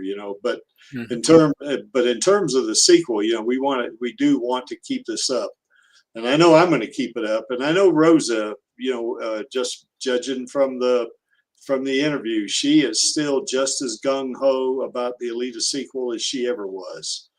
And, you know, remember she said that, you know, she never thought it was, I think, what's her name? Perry asked her, you know, how she thought about it. And she said, well, I've never thought about this as not ever happening, you know, like it would never happen, you know. So, and she said it still might, you know, and I think she's being a little coy there. I think she's very confident that it's going to happen. So, and that's why I'm confident that it's going to happen, and why we all should still keep fighting for this. So, You betcha. and of course, you know, we here at the Alita live stream, you know, we're trying to do what we can do along with Radio Chaos to, you know, keep our girl current, keep our queen current, and just you know, keep doing our thing, you know, and just you know, doing what we can do for Alita, you know, and Rosa, and we want to, you know, just keep it up, and I know I will. And my channel's approaching a milestone. You know, I'm probably going to hit 300,000 nice. subscribers by the end of the year, I think. So, Excellent. So, you know, that's, you know, we're doing what we can. We're all doing what we can. That's what we want. So anyway, I want to thank Maxie for showing up, you know, because I knew he would, you know, if Lee was going to read his, you know, fanfic, I knew Maxie would basically show up, you know, just you know, lend a helping hand there as well. And certainly, Lee, we appreciate you showing up as well, and, you know, reading, you know, doing the reading for us. It's always a neat thing when the author does the reading, because it's like almost like they put more of their soul into the reading. You know, it's, you know what I mean? Yeah. And I know when Maxie, when he read, you know, a couple of his chapters way back when, and what we're going to do when I have to go to my competition next month, Maxie puts it, you could just tell the author has his soul in it, you know, and it's really kind of a neat thing, you know. Yeah. And if you want to basically, you know, come to the Stammtisch after party, then of course there's the link. Just click on it. We don't stream this after the stream is over, so nobody will see you except us. It'll just be us. Oh, guess who just showed up? Guess who just showed up? The Finn. Oh, hey, Finn. Hello. Bruce Scott, Finn. This is good von Sie zu sehen. Yeah. Yes. Okay, we hear you. Yes. So anyway, glad you could make it. Is the stream ended? Is this now the Stammtisch? Jawohl. Ah, okay. I'm too late. Or rather, genau, rather. Okay, so Creaky was asking if the stream was over. It hasn't. No, it's not over. Yet. No, it's not. He's advertising the Stammtisch. Yeah, oh yeah, I was advertising the Stammtisch. Yeah, but you can stick around. It's coming up here shortly. Oh yeah, we're gonna be doing it. So anyway, there's the link. Click on that, you know, and I'll bring you in. You can talk with us, and you know, we don't bite unless, you know, you ask us to, and even then we don't bite too hard. So. And we are the Elite Army. We are the most we are the friendliest fandom on the internet, and we support Alita and Rosa passionately and positively. Yes, Rosa, we are pulling for you. We definitely are, and we're here to stay. Disney, you're never, ever going to get rid of us. So you may as well just cave in. Just do it, because we're not going away. You know, we're going to be like the bad penny. We're going to keep coming up. You know, it's kind of like Perry said. You know, every time Alita's mentioned, a whole bunch of comments come into the, you know, the video or the chat or whatever. That's us. That's what we're going to do, because we want the sequels. That's what we want. And hey, we got money. We will gladly give you our money. We want to give you our money. So do it. So why is that image there? Well, that image is there because I like it. And of course, I'm not only the stream manager and producer, but I'm also the janitor and the chief cook and bottle washer, and I'm all that good stuff. And of course, Angelus is the co-host, but that rascal didn't make it today, but that's okay because we know he's saving up his money for a worthy cause. And to paraphrase Gruishka, I'm only here for our girl and our queen in the Alita army, as we all are here only for our girl and the Alita army, absolutely, and our queen, for sure. So that really just leaves us with one thing to do, and that would be the call to action on my count of 3. 1, 2, 3. Filmo sequels, Secret, baby. So anyway, we will see you tomorrow on Radio Chaos, and we will see you next week on the Alita live stream. Take care, guys. Bye. Take care. What's up, Alita Army? This is Hot Toys Alita, and I hope you enjoyed this week's Alita live stream. Please join my Uncle Creek, Angelus, and our other guests for next week's show. Remember, I do not stand by in the presence of evil, and film those sequels, baby.